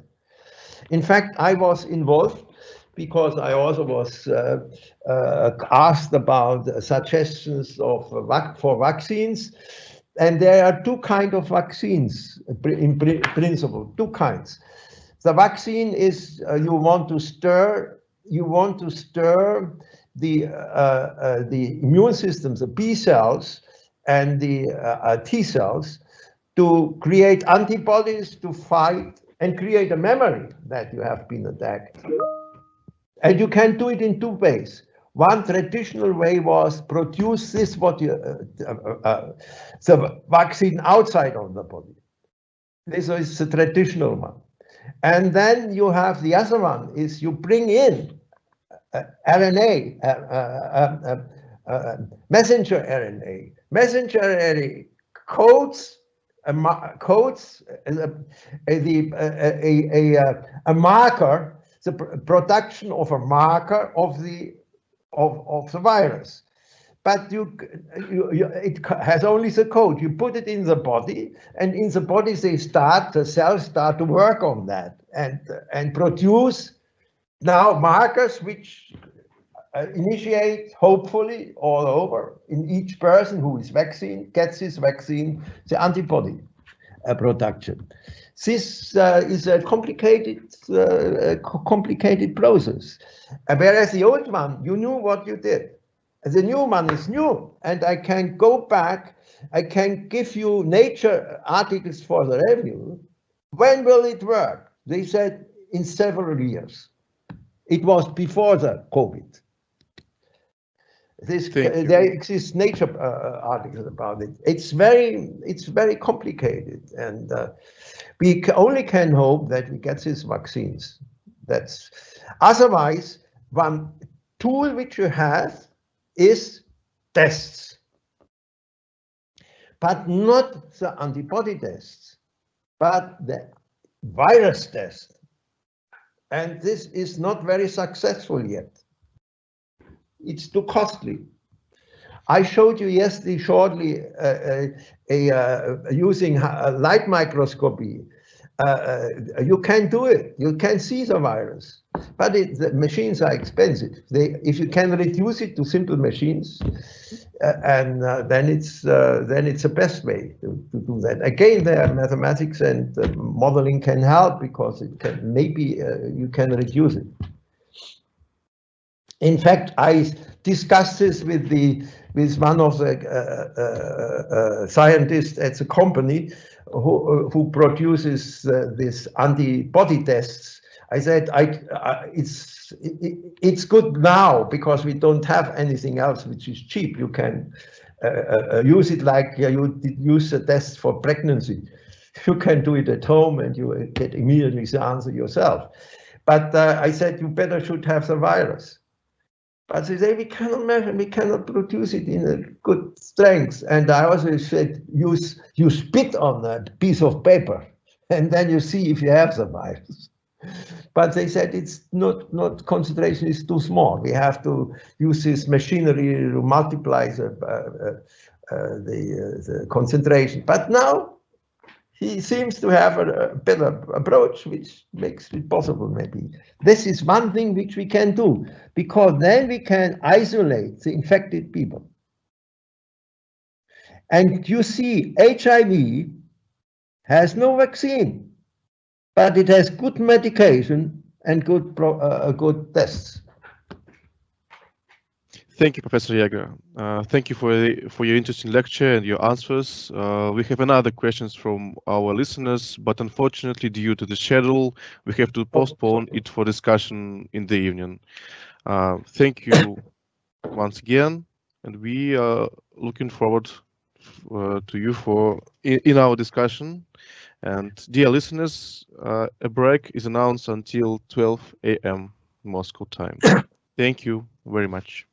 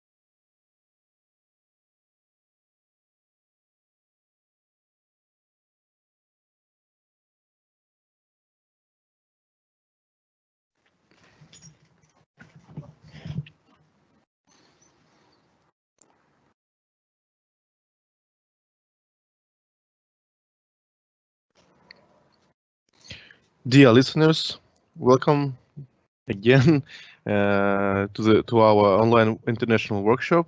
And I would like to present to your attention Professor Galina Lazareva, a professor of Rudan University, and she will give a course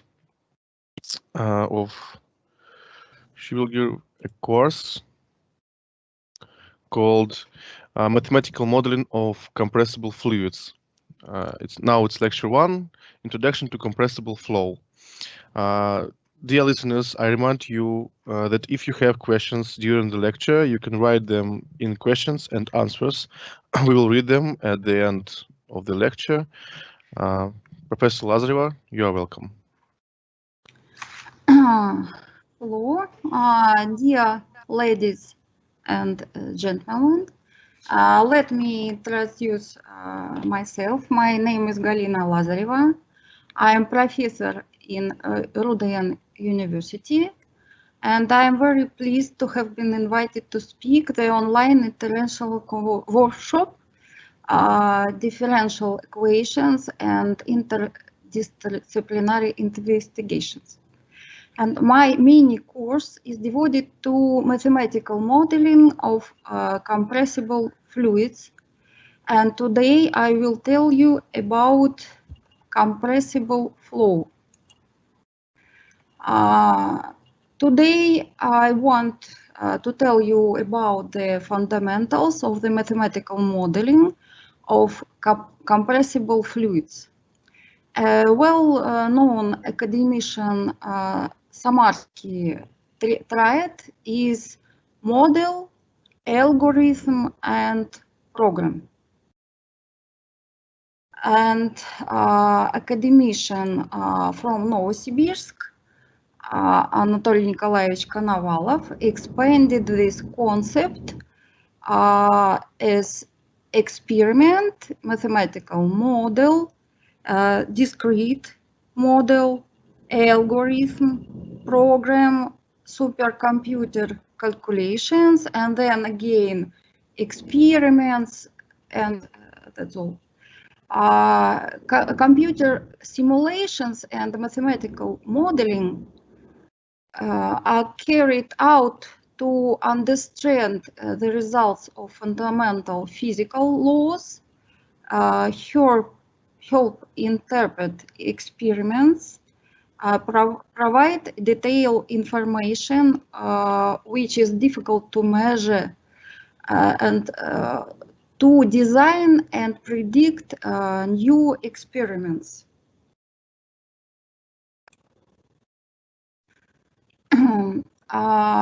I have some experience in modeling processes that are described by systems of gas dynamic and kinetic equations. I achieved some success using the Godunov method, fluid in cells method, kinetic consistent difference scheme, peak method, and SPH method. I prefer to solve multi-scale dynamic problems, taking into account multi-phase, the influence of electric, magnetic, or gravitational fields. Such tasks require calculations on supercomputers. I use importantly to make calculations on the cluster of our university, and I have access to resources of the Lomonosov cluster in Moscow State University. Let's consider the basic concepts of the theory. Gas is the aggregate state of a substance characterized by very weak connections between its components, particles, as well as their high mobility. Ideal gas is gas in which the interaction between molecules and reduced to paired collision and the intermolecular collision time is much shorter average time between collisions. Gas density is the mass of gas particles per unit volume. Excuse me, please, English isn't my native language, so I will speak very slowly. Then, a continuous medium is a mechanical system that has an infinite number of internal degrees of freedom. Its motion in space is described by a scalar field density and velocity vector field. Pressure is a physical scalar value describing the state of continuous medium and numerically equal to the force F acting per unit area. The surface S is perpendicular to this surface. And gas dynamic studies the motion of a continuous medium with taking into account compressibility. The thermodynamics and fluid mechanics compressibility are also known as the coefficient of compressibility or isothermal compressibility is a measure of the relative volume change of a fluid or solid as a response to a pressure or mean stress change. In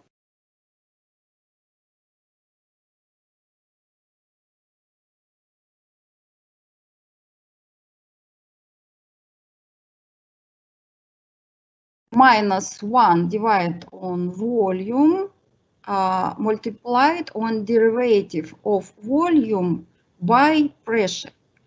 The choice to define compressibility as the negative of the fraction makes compressibility positive in the usual case that an increase in pressure induces a reduction in volume. Same field can behave as compressible and incompressible depending upon flow conditions. Flows in which variations in density are negligible are termed as incompressible flows, and when density variations within a flow are not negligible, flow is called compressible. All flows are compressible. Flows are usually treated as being incompressible when the Mach number is less than 1.3. Mach number is the ratio of the speed of the flow to the speed of sound.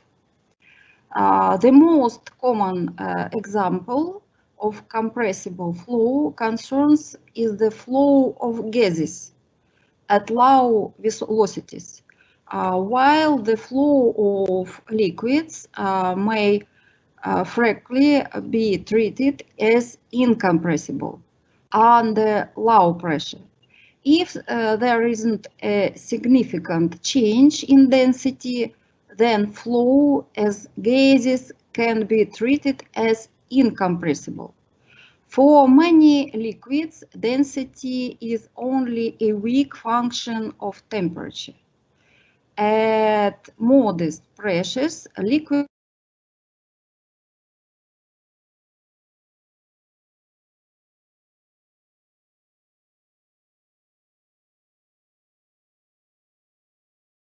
important. Professor Lazareva, I'm sorry. Please, could you repeat the last sentence? Due to the network connection, there are some faults. Okay. Last sentence. At modest pressure, liquids may be considered incompressible. Okay. However, at high pressures, compressibility effects in liquids can be very important. The viscosity of a fluid is measure of its resistance to deformation at a given rate. For liquids, it corresponds to the informal concepts of thickness. For example, syrup of honey has a higher viscosity than water.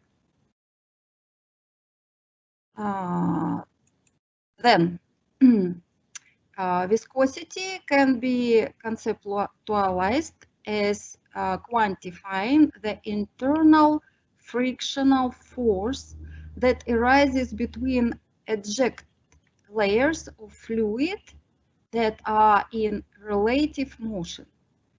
For instance, when a fluid is forced through a tube, it flows more quickly near the tube's axis than near its walls. In such a case, experiments show that some stress, such as a pressure difference between the two ends of the tube, is needed to sustain the flow through the tube. This is because a force is required to overcome the friction between the layers of the fluid which are in relative motion. The strength of this force is proportional to the viscosity. A fluid that has no resistance to shear stress is known as an ideal or inviscid fluid. Zero viscosity is observed only at very low temperatures in superfluids. Otherwise, the second law of thermodynamics requires all fluids to have positive viscosity. Such fluids are technically said to be viscous. A fluid with a high viscosity, such as pitch, may appear to be a solid. The description of gas movement in the framework of the phenomenological approach is connected with the ideas about the average values that characterize its state. When deriving the main equations of the mathematical model, it is postulated that the average volume density, velocity, and other values tend to a certain limit when the volume is pulled to a point. This assumption is justified by the fact that the sizes of volumes containing a sufficiently large number of molecules can be chosen small in comparison with the typical scales of the studied phenomena. But the small scale movement of a large number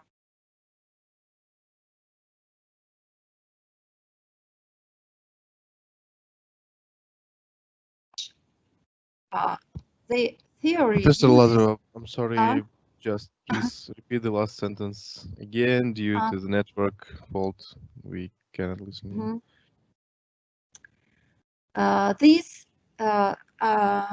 I tell about that this assumption is justified by the fact that the sizes of volumes containing a sufficiently large number of molecules can be chosen small in comparison with the typical scales of the studied phenomena, but the small-scale movement of a large number of molecules within a small volume must also be taken into account in the simulation. The theory uses the approximate description of small-scale processes. This introduces some average parameters that characterize the state of gas. A number of relationships between these parameters are the result of general physical laws. Other relations, equations of state of specific media, arise as a result of generalization of the experiment data.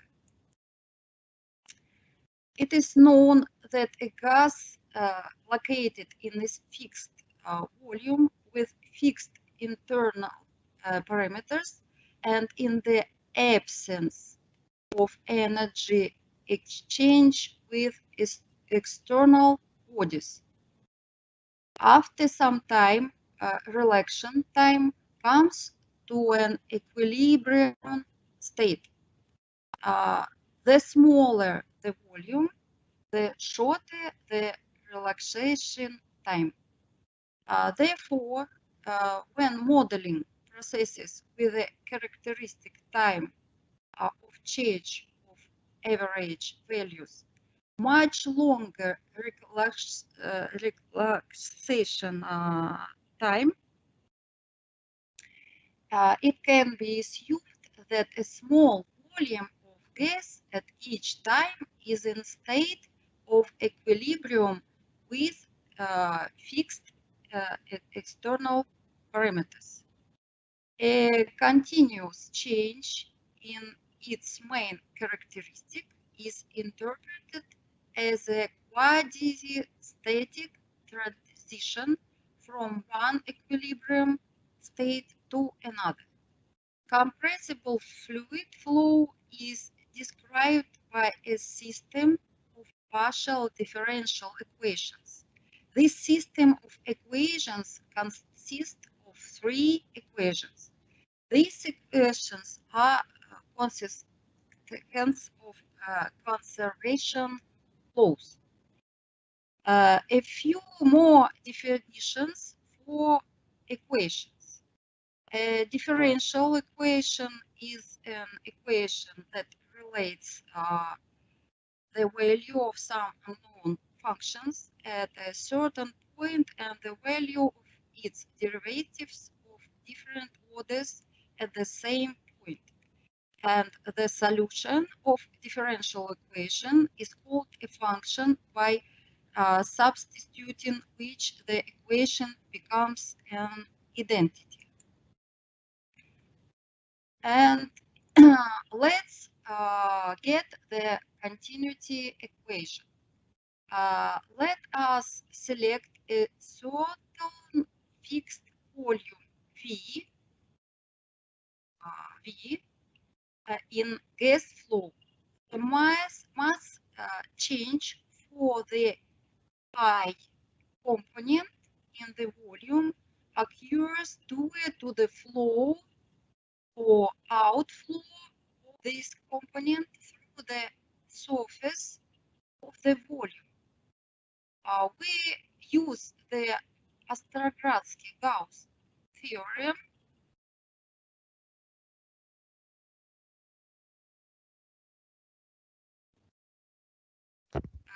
integral with the volume integral.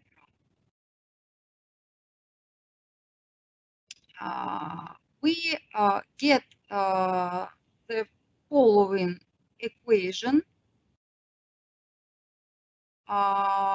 for the E component in the volume. Since the volume is arbitrary, then we can write this equation, okay? And we will sum up all the volumes and enter the average mass speed. And then we get the continuity equation. Here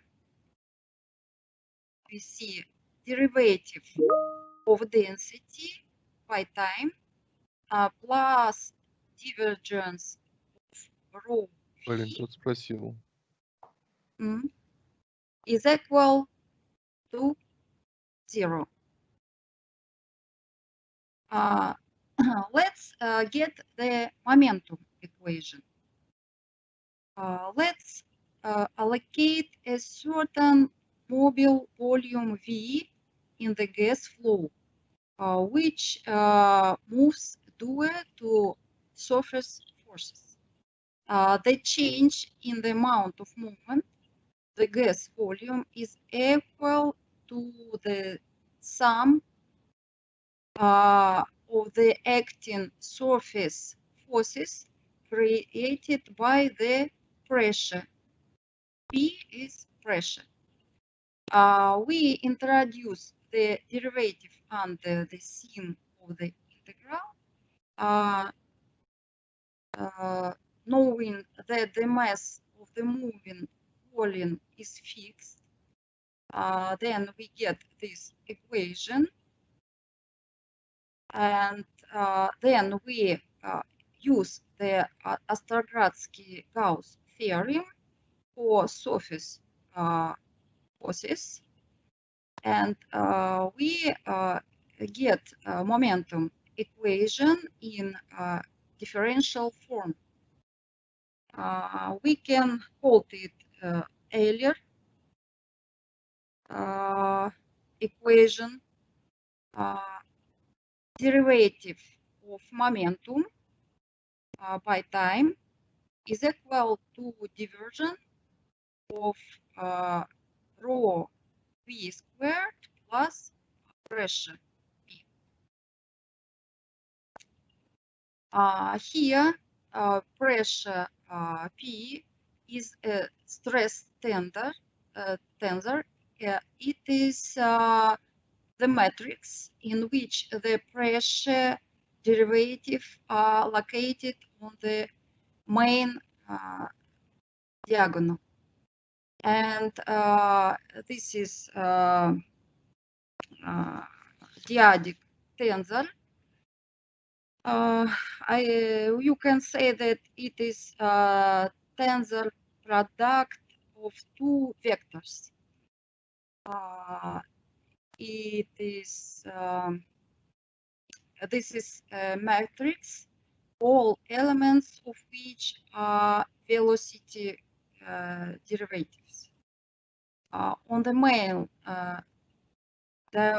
diagonal of the matrix are the velocity derivatives squares, and other elements are multiplication of derivatives by different coordinates.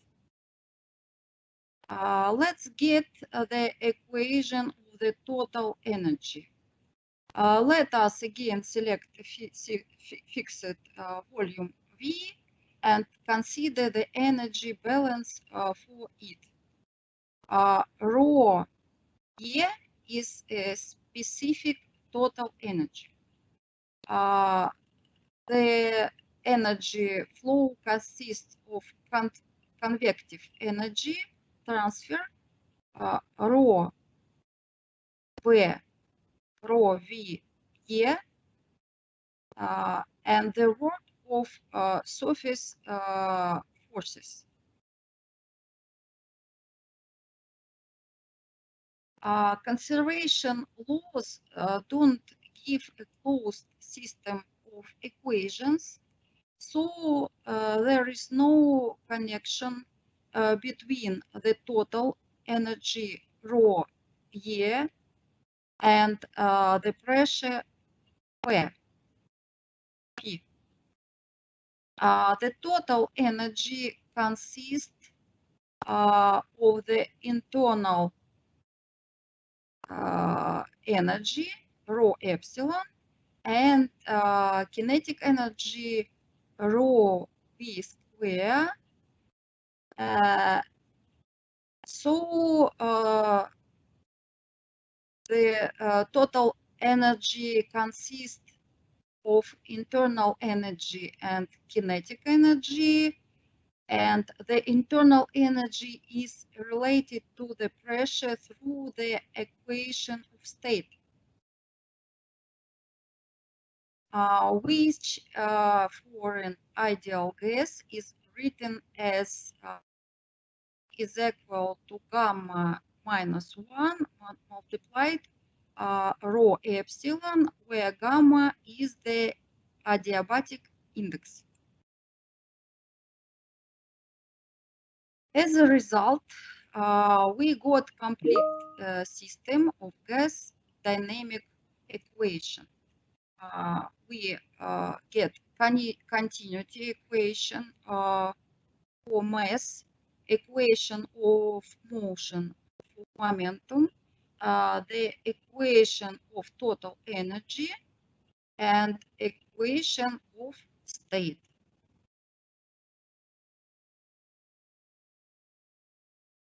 And now let's take a bit of a break from this topic and look at the map of mathematics from Dominic.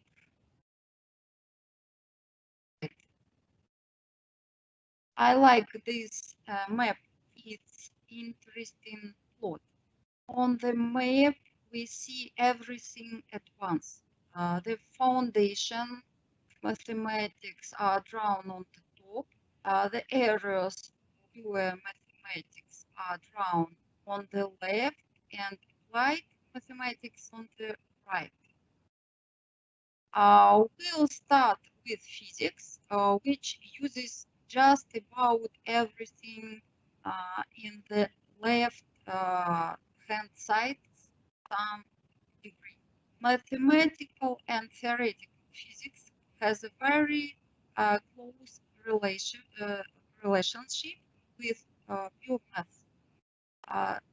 Mathematics is also used in the other natural science with mathematical chemistry, and biomathematics, which look at loads stuff from modeling molecules, evolutionary biology. Mathematics is also used extensively in engineering. Building things has taken a lot of math since Egyptian and Babylonian times. Very complex electrical systems like airplanes or the power grid use methods in dynamical systems called control theory. And now let's get back to our topic. Now, boundary value problem. A system of differential equations with given linear relations between the values of the desired functions at the edges of the integration.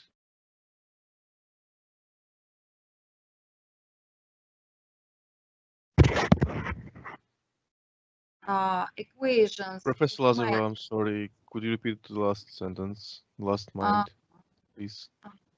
Boundary value problem.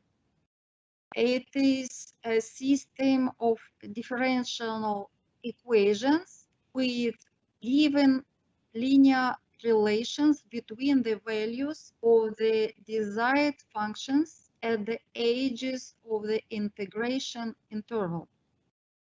This is example of boundary value problem. It is equation of matter transport over the infinite interval. here. And the solution of the initial boundary value problem is a function whose substitution in the boundary value problem satisfies the system of differential equations and takes the set values of the edges of the integration interval. For the transport equations at a constant velocity of matter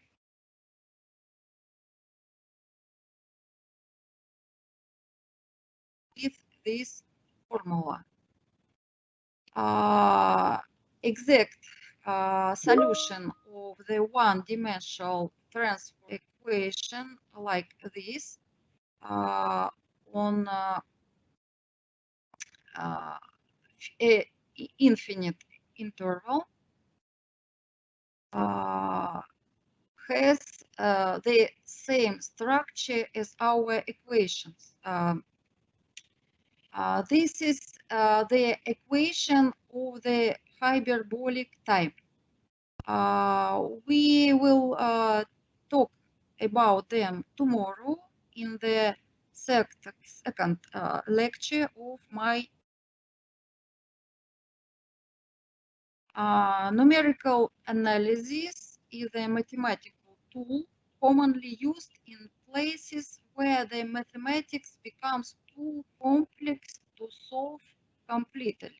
So instead you use lots of simple approximations and combine them all together to get good approximate answers. For example, if you put a circle inside a square, throw darts at it, and then compare the number of darts in the circle and in the square portions, you can approximate the value of number pi. In real world, numerical analysis is done on huge computers, super computers. Similarly to this example, we will use a discrete model for our calculation. Let's look at the discretization of the calculation area. We select a finite interval from A to B on the infinite x-axis and divide this interval into n equal parts. Thus, a uniform calculation grid with n cells or volumes is introduced. The grid step is divided by h. H is equal to b minus a divided n. Let's move from continuous functions to the discrete analysis, where I, the subscript I, integrates the number of points in the space. Let's clarify the basic concepts of numerical methods. Different scheme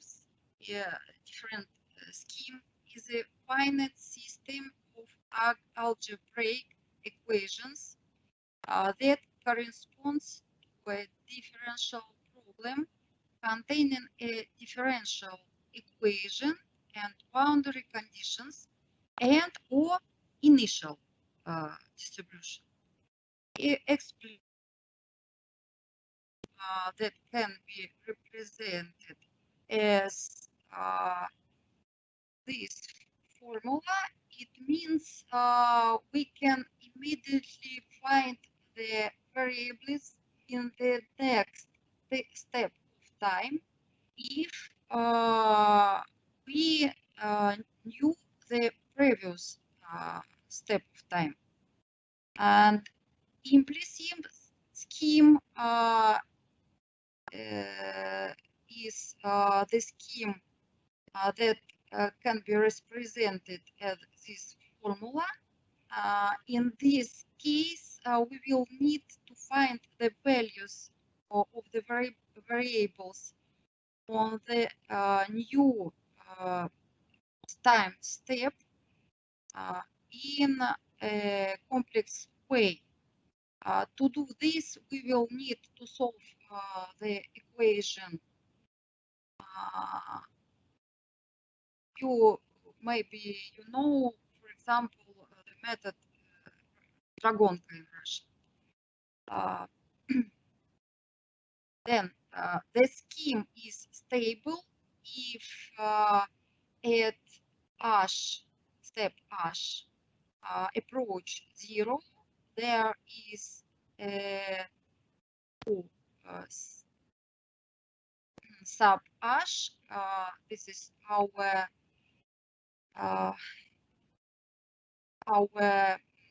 numerical variable. Approach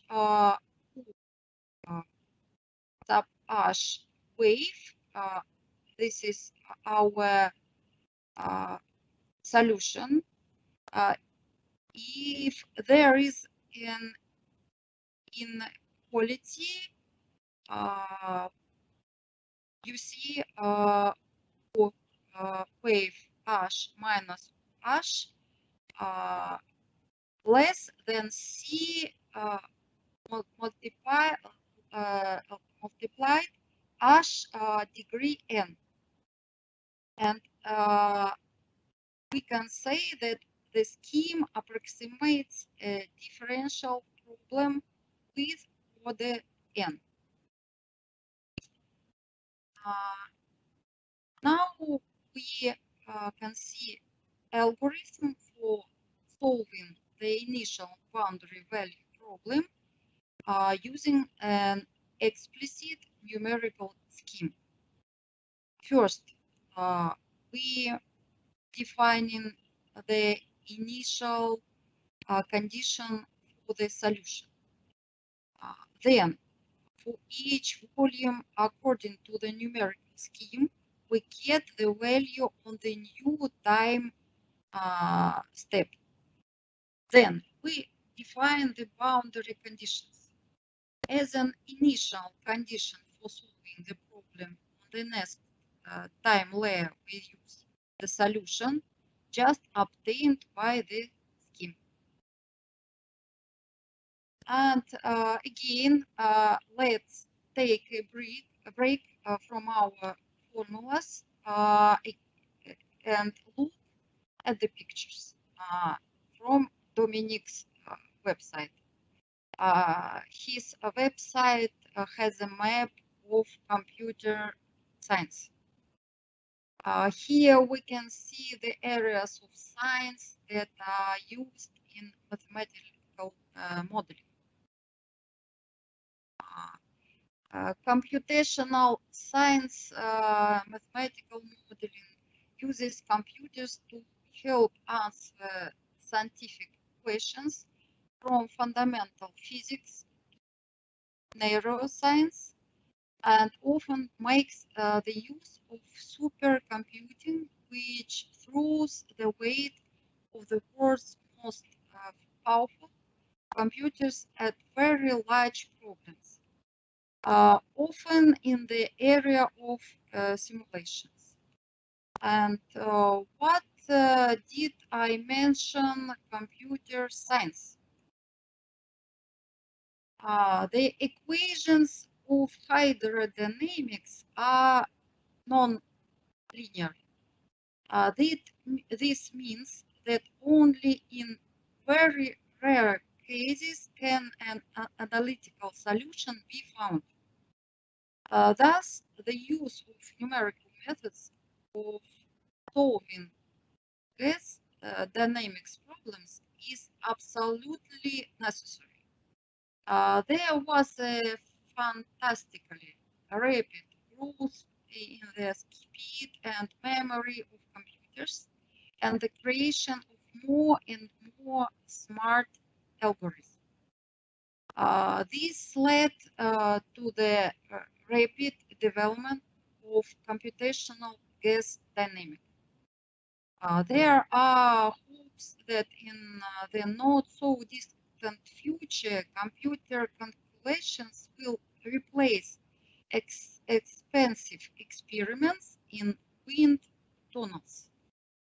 Today, software for calculation, the flow of liquids and gas, is not only science. This is a commercial product that is actively sold, purchased, and used in many industries. 5 minutes. So the basics of mathematically compressed. Let's look at the history.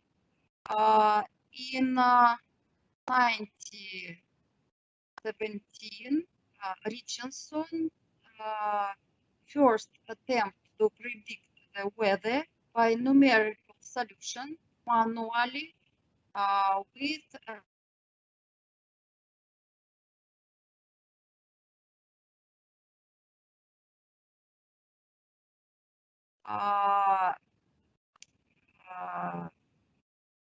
was after the creation of computers, they Neyman and Rickmeyer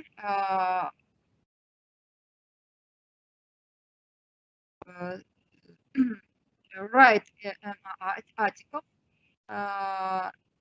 in which they propose to use explicit viscosity to calculate flows with shock waves. This was the beginning. It was the beginning. This is the beginning of the development of end-to-end counting methods, and I want to tell you about academician Sergei Konstantinovich Godunov. In 1959 was the first open publication of Sergei Konstantinovich with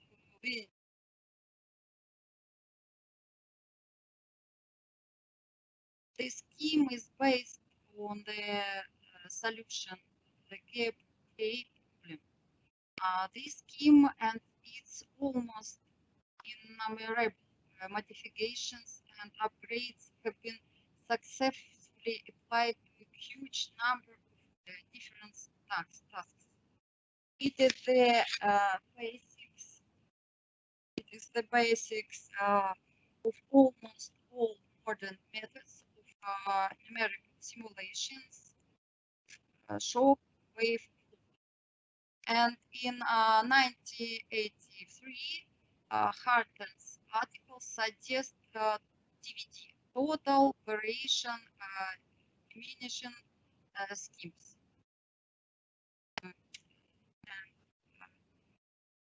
I want to tell you thank you for your attention, and if you like this research topic, you can join our group in European University.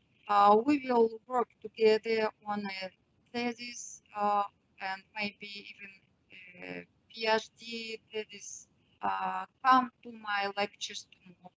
I will talk about hyperbolic equations and their applications. I will tell you how you can predict the result of galaxy collision using mathematics. So, thank you for your attention. Thank you very much, Professor Lazareva. Thank you for the interesting lecture, and we have some questions. The first of all, the question is, can you explain what is the adiabatic index? What is the diabatic index? Diabatic index. We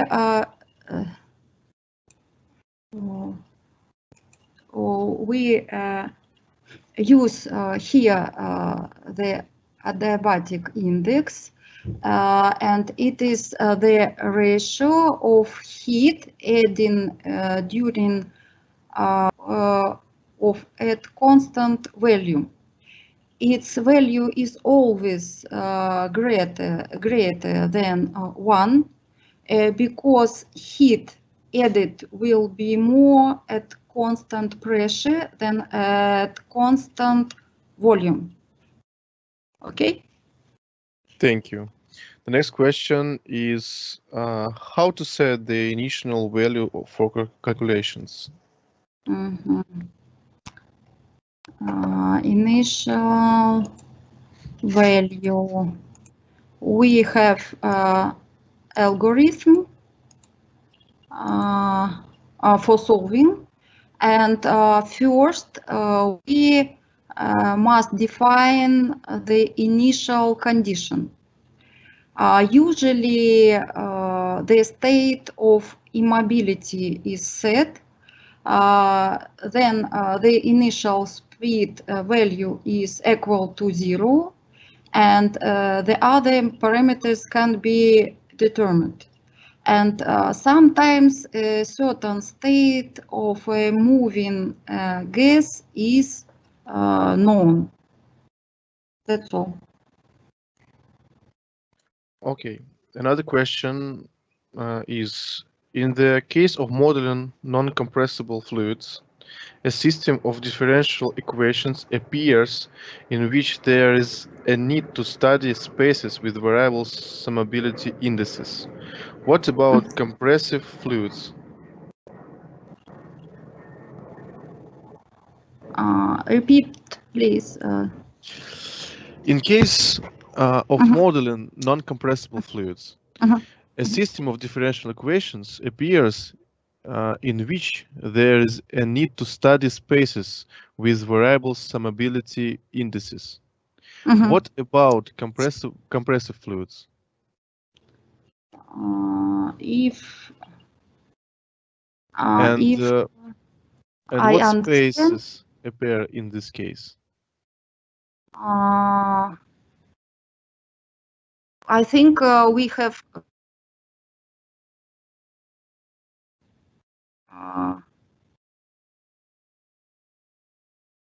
if I understand you right, I think it is the same. Okay, maybe we can postpone this question for the discussion part later. And the last question is, generally speaking, is there a complete model of non-compressible fluids in the literature or has not been studied yet? Question, is there or not? Is there a complete model of non-compressible fluids in the literature? Yes, of course, non-compressible fluids model described by equations, Navier-Stokes equations, and you can read about it in books, in literature. No problem. Thank you. And the last question is, why are gas dynamics equations derived from conservation laws? Yes, we get all our equations from the conservation laws because the laws of conservations are always fulfilled in mechanics. This is sometimes the only thing we knew about a process. Therefore, we can predict the development of the gas flow based on the assumption that at every moment the time we have energy stored. That's all. And I think that I will definitely read all the questions in chat and tell you more tomorrow at the next lecture of my mini course. Okay, thank you. I guess everything was clear. Since the audience has no questions, perhaps they will arise in the discussion part in the evening. So, Professor Lazareva, thank you for the interesting lecture and your answers. And we are looking forward to your next lecture tomorrow. And now the break is announced until 1 p.m. Thank you very much. Thank you. Bye-bye.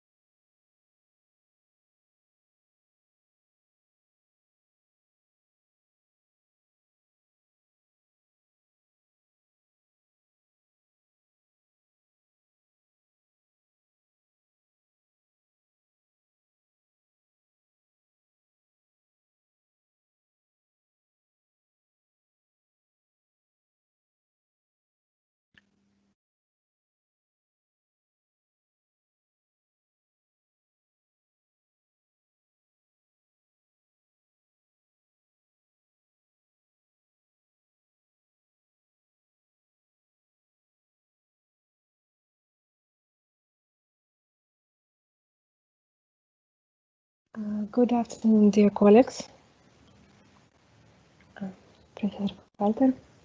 Our next lecturer is Hans-Otto Walter, Professor of Justus Liebig University of Gießen,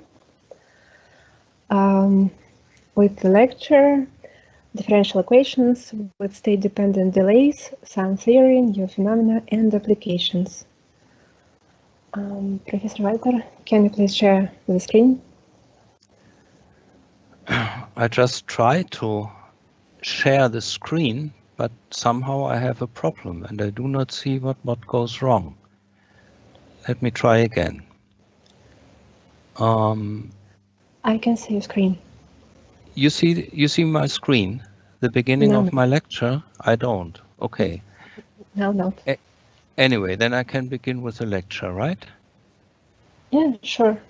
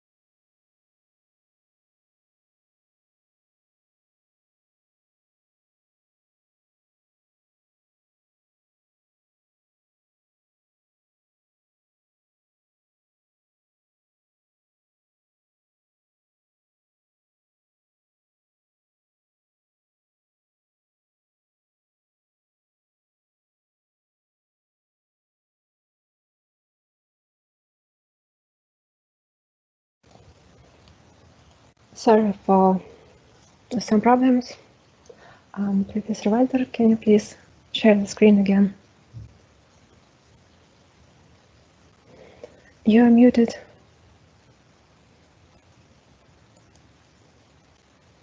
Microphone. Well, now first, now the microphone should be okay. And now I try to share the screen again. Mm-hmm.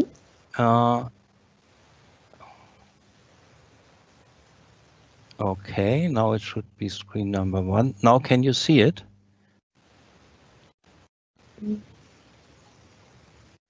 Now Yes, you should be. I can see it. It's okay. Okay, then I go to full screen mode. Mm-hmm. Okay. Yes, and please can you roll this little screen on right hand? Okay, so now I think I can begin with the lecture, right? Yeah, thank you. Yeah. Okay, so let me start. So this lecture will be about complicated motion as we find it in delay differential equations, about things which have been proved in the past. And in the beginning, I should like to give a little kind of survey about what has been accomplished. Let me begin with equations where we have a constant delay. See the simple looking equation in the line number 3. The f is just a real function. And this inequality, what you see, means that the equation describes negative feedback with respect to the constant solution, the zero solution, and of course with this delay 1. Here you see again the initial value problem. One prescribes a function on the interval from -1 to 0. This is phi. And then there exist solutions which are continuous and satisfy the differential equation for positive t. This is the x, and the x lives forever in this simple looking kind of equation. And again, let me recall what plays a role here in the description of solutions in a geometric setting. These are the solution segments. This x sub t in C is the piece of the solution on the interval from t-1 to t, but shifted back to this initial interval from -1 to 0. And then also these solutions, or better these segments, they define us a semi-flow on the Banach space C. You see the relation. Take a non-negative time, an initial function, go to the segment of the corresponding solution at time t. Now, how about chaotic motion in this class of equations? Well, the first results which could be shown in this direction establish what may be called a Poincaré scenario of chaotic motion. This is like the situation which Poincaré first observed in 1899. So that means there is an unstable periodic orbit, which is hyperbolic, which means the dynamics close to the periodic orbit is relatively simple, only exponential behavior for solutions close to the periodic orbit. And then the important ingredient is a homoclinic flow line, which goes to the periodic orbit as t goes to -infinity and as t goes to +infinity. And then one also needs some kind of transversality along the homoclinic flow line. And this is some intersection of stable and unstable manifolds. And then having that, one can conclude that close to the homoclinic flow line, there are solutions which behave in some sense chaotically, which means if I describe the motion along the periodic orbit in terms of a Poincaré return map, then one can embed a Bernoulli shift in two symbols.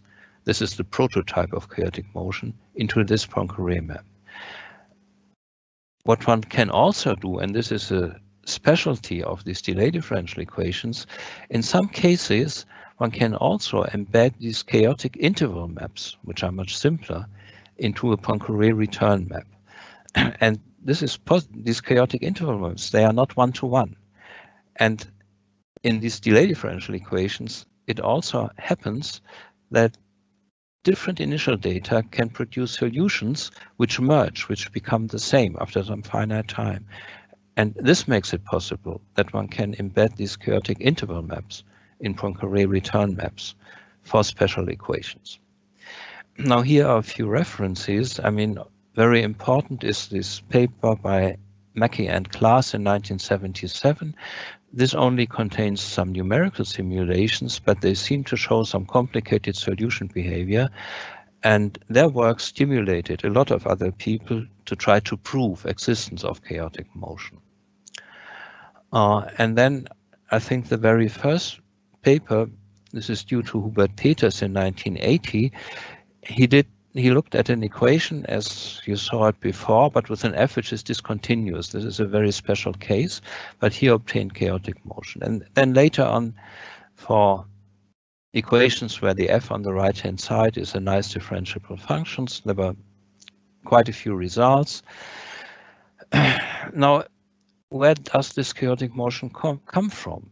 I mean, this equation which you saw, simple as it is, there can be only one ingredient in the equation which is responsible for the chaotic motion, and this is the shape of this nonlinear real function f. And the rule of thumb is that for this equation which you saw, we have, let's say, simple dynamics, no chaotic motion if the f is monotone. But for certain f which are not monotone, which have local extrema, at least one, yeah, then one can get complicated motion. And in particular, the last result by Lani Weider from the year 2001, what he accomplished was that he really, for a class of equations which only have one local extremum, he could, for such equations, he could establish chaotic motion. But one has to be a little bit careful about interpretation of numerical results. There are cases where if you look at the simulations, at the solutions, they seem to behave in an unpredictable manner.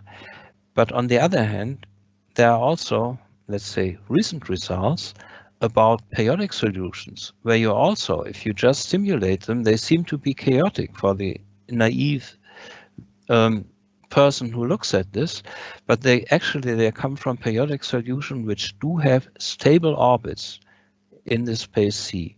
There's one result, I'm not so sure whether it's still in preparation or whether some progress has been made by Benedict and Christine not so long ago, who constructed such periodic solutions, which look complicated if you only simulate them and look at this. Okay, so let's proceed to variable delay. That will be the topic of this lecture, basically. And let's begin with an example. Look at this equation number 1. The parameter alpha is a positive number. R is, so to say, the maximal delay in the equation, and the d of x of t, which you see there, the d is what may be called a delay functional, defined on a set of functions from the initial interval from -r to 0 to r. So this equation, you might think that it's linear, but it's not because of the d. If the d were constant, it would be linear. And in that case, you also would be in this negative feedback situation from the example which I showed you beginning with the constant time lag. And in that case, everything is known. For almost all parameters, the equation is hyperbolic, or if you wish, the zero solution of the linear equation is hyperbolic. Very simple, everything is known, no complicated motion.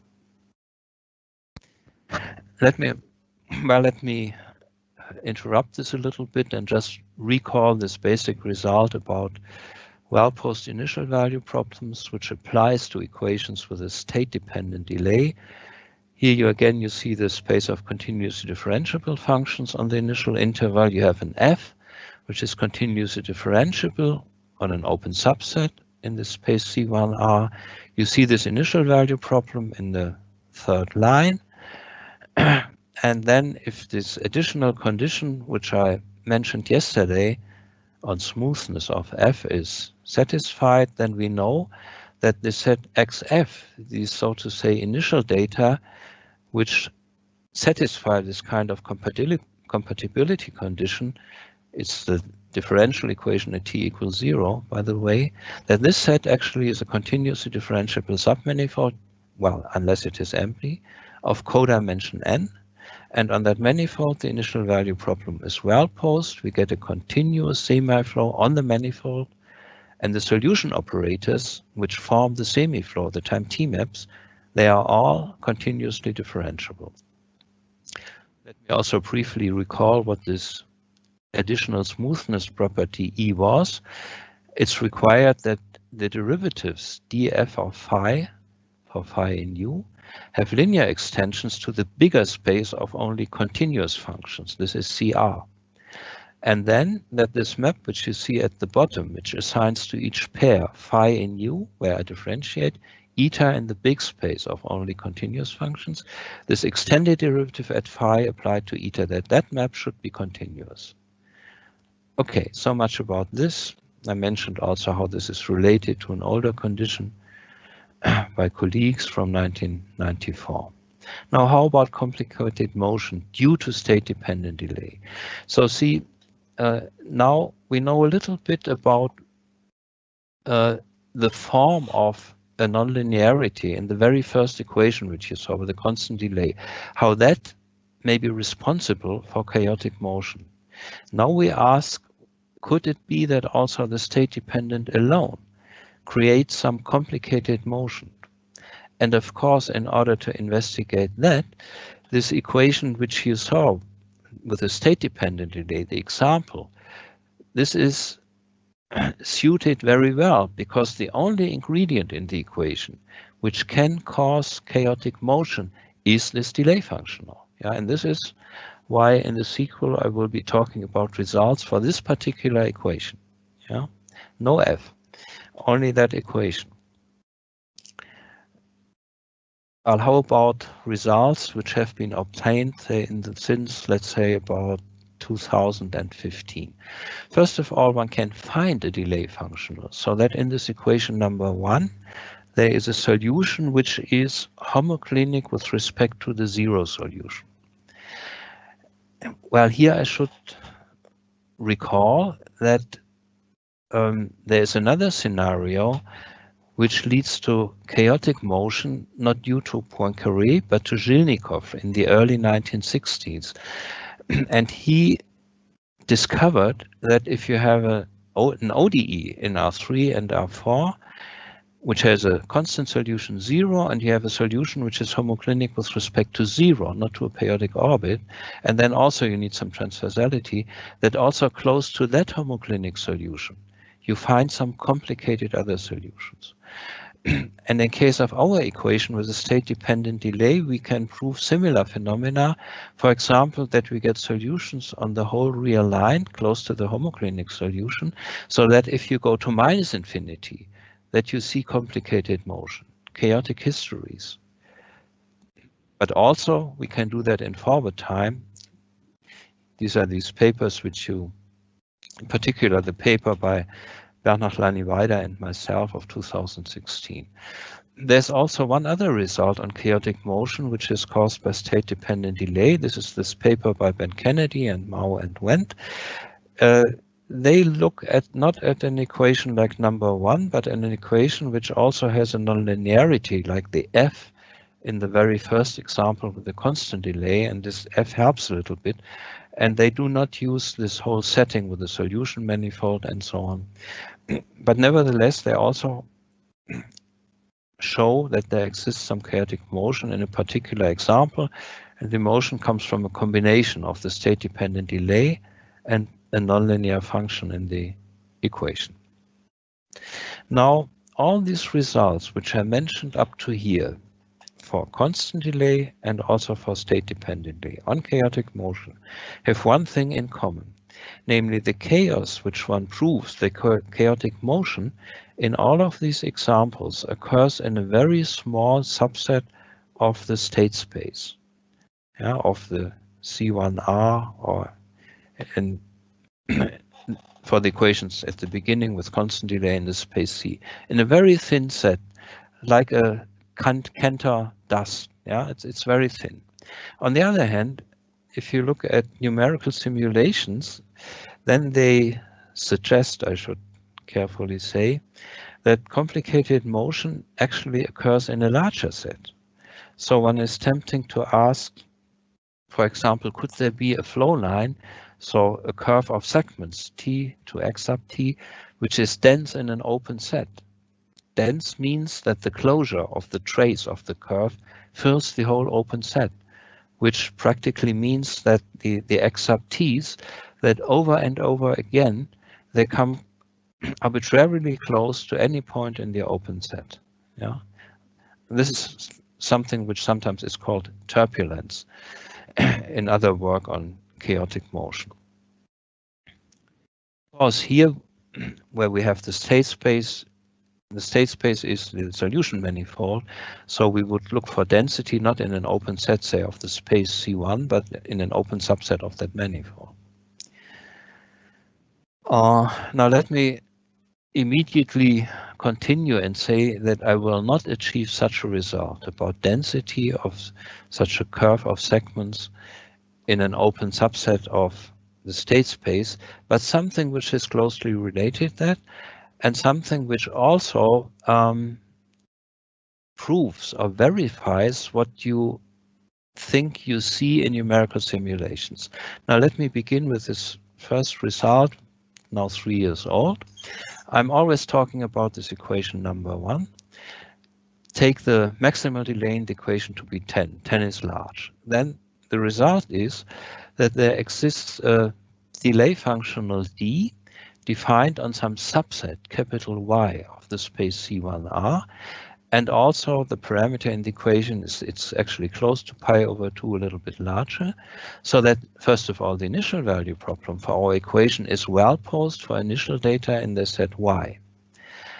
And then the main assertion is there exists a continuous differentiable solution of the equation number 1 with this particular delay functional d, so that the so-called short solution segments, that they are dense in the full Banach space C11. What was C11? C11 was the space of continuously differentiable functions on the interval not from -r to 0, but only from -1 to 0. And the short segments, they are just segments over intervals of length 1. Take the solution between t-1 and t, shift it back to the initial interval now from -1 to 0. This curve is dense it fills, so to say, the whole Banach space C11. Well post in this context means only that we have existence and uniqueness of solutions if we take initial data from the set capital Y. Now how about, and dense of course means that the closure of the forward orbit of the short segments fills the whole Banach space C11. Remember, the one at the bottom, the index at the bottom means that the R is equal, or the interval is from -1 to 0. Now how about the set Y? Well, in this result, Y is not what we would like to have, namely a solution manifold. It's a somewhat strange subset which is constructed in the course of the proof of that theorem, and one can say Y it has infinite dimension, but if you would be able to define a codimension for the whole set Y, which is not possible, by the way, it contains pieces where you can talk about a codimension and its infinity. Yeah, so it's somehow strange. And this, of course, is not very satisfactory. So the next problem was, well, could you also find an example of a delay functional so that you get short segments which are dense in an open set, but now of a flow line of a solution with segments in the solution manifold, so where you can apply your theory about the semi-flow and the continuously differentiable solution operators. And this is the content of the next theorem which I would like to show you, namely, actually there exists an R and an H. H plays the role of the number 1 in the former theorem, and a delay functional on an open subset in C1R. Now you see the U is an open subset, so that this functional F, which you see here, this is exactly what describes the right-hand side of our equation number 1. Yeah, that this thing is continuously differentiable, satisfies the additional smoothness condition E, and now comes the main thing, so that equation number 1, well, there's an alpha, the alpha here is simply 1, has a continuously differentiable solution whose short segments, now short segments over the interval from -h to 0, not from -1 to 0, that they are dense, well, no longer in the whole Banach space C1H, but in a certain open subset of the space C1H. So one has to pay a little bit in order to get this better result as far as smoothness and regularity is considered. One only gets density in such an open subset.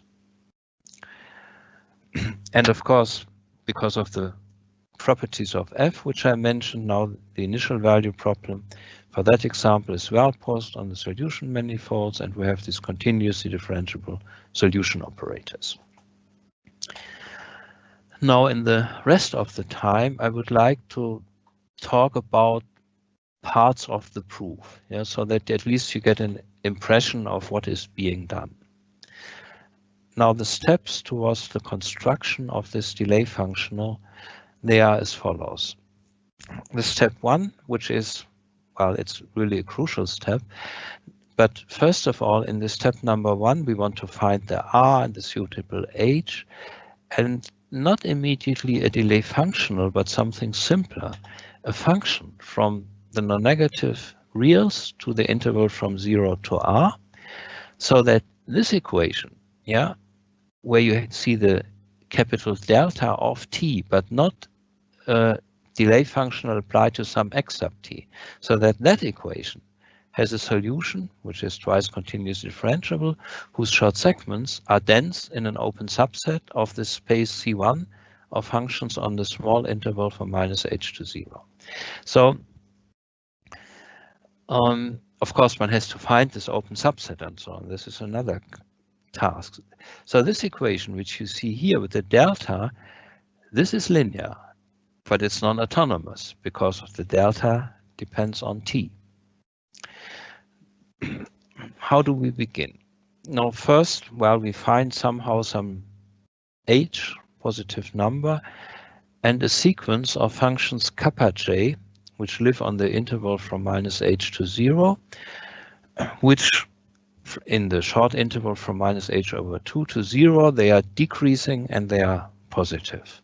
And the important property is that these functions on this little interval, that they are spaced at a certain distance. Yeah, they have a difference which is bounded below by a constant. This is very important, and it's also important that this distance is measured in the C1 norm, the norm of the space C1H, and not the C0 norm. Yeah, this is also something which is crucial.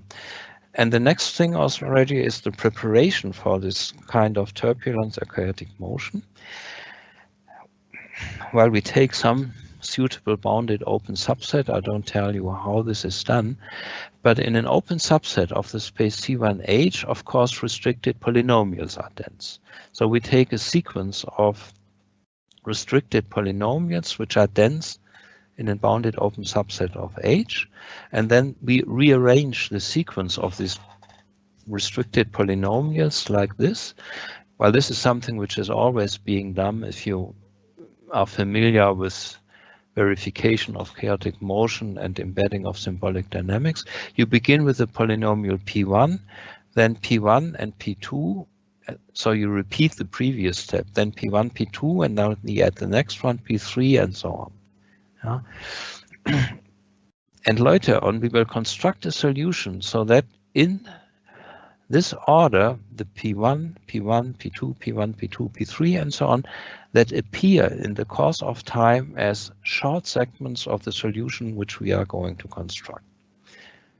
And then we concatenate, which means think of this function kappa 1 on the interval from, we take the beta 1 on the interval from -h to 0. And then we have beta 1 at 0.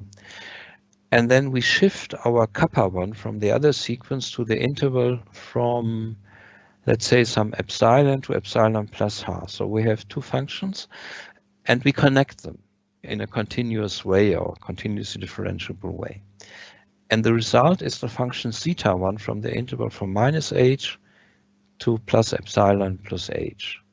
Yeah, here again you see the kappa 1, and here you see the beta 1, and from this sequence of chaotic polynomials, and here you see this concatenated thing, the zeta 1, which is defined on the interval from -h to h plus epsilon. Okay, now to begin the construction of the desired solution and of the delay function only, we take an initial function in C1R, which is like the kappas. So it's decreasing in positive on the interval from -h over 2 to 0. And now comes something important. We choose the delta of t on some interval from 0 to capital S, so that the delayed argument in the equation, in this linear equation, the t minus delta of t, is negative. Yeah, but if t minus delta of t is negative, then x is equal to phi, and phi was positive. So that means the equation tells us x prime of t then on the interval from 0 to s, because of this delay differential equation, is negative. So the x is strictly decreasing, and then we can make it decrease to some negative value at x of capital S. For example, if you take delta of t equal to t on some interval, you make s large enough, then you get that. Now we pick some time capital T, relatively large, s, plus the length of the interval on which this concatenated thing was defined. Yeah? And then we can find a continuation of the delay functional in such a way that the solution of the linear equation on this longer interval from 0 to capital T on the end part of this interval from t minus h minus epsilon minus h to t, equals the translate of C1. Remember, C1 contains a piece which is a polynomial from the sequence of polynomials which is dense in an open subset. So that one can do, and let me try to explain this a little bit by means of the thing which you are going to see here. Here you see again a piece of the initial function phi. Here you see what I told you before. We can find the delta in such a way that the solution which starts at phi of the linear equation with the delta of t is decreasing until time capital S. Here you see on the right hand side a shifted copy of this function C1, this concatenated thing. And the endpoint is the interval capital T. And then by the technique, well, I did not really explain it, but I said one can do that, which resulted in the piece of x until time capital S. We can also choose or continue the function delta to the interval from S to capital T minus 2h minus epsilon, so that the solution does what we want. This is the dotted line which you see there. And then furthermore, we can also choose our capital delta in such a way that the solution of this equation, which contains the delta, coincides with this shifted copy of this concatenated thing theta 1. Yeah, so the whole graph which you see, including the dotted part, this is the solution which we can construct. Yeah, let me try to explain a little bit why this can be achieved. Now, see, if I take little t between capital T minus 2h minus epsilon and capital T, and then I can choose the function delta of t. Little t is between these points which I just mentioned. Yeah, it is increasing. Then I can choose the delta in such a way that x at t minus delta of t, that picks up values which are positive or negative, which I have already. That's the previous part of capital X until time capital T minus 2h minus epsilon. And I can choose the delta in such a way that I pick up, by going to x minus x of t minus delta of t, values which are just the derivative of this shifted copy of theta 1. Yeah, and then I'm done if I have achieved that. Yeah, then my solution necessarily coincides with the shifted copy of theta 1 on that interval. Yeah. Doing this is a little bit technical, but it's, in a way, it's elementary. Okay. By arguments like this, we get from our chosen initial function phi the solution on the interval from minus r to capital T. And then the next step is I replace phi with x sub t, with this long segment from t minus r to t, and then I repeat the whole process. Remember, on the previous slide, you could have seen that xt has the same properties as phi had on the interval from capital T minus h over 2 to t. So I can repeat the process. But in the next step, of course, I get a piece of the solution which coincides not with the shifted copy of theta 1, but with theta 2, and so on. Yeah? And theta 2 contains another piece of the sequence of complicated of these dense polynomials. Yeah, and then I continue and concatenate, put all these pieces together, and this gives me finally my solution x on the whole interval, well, from minus r to plus infinity. And also, in the course of the construction, I find this delay function delta. And then the next step, or better the plan, would be to convert this function delta to a delay functional on the trace, on the segments of the solutions which has been constructed, the x sub t's.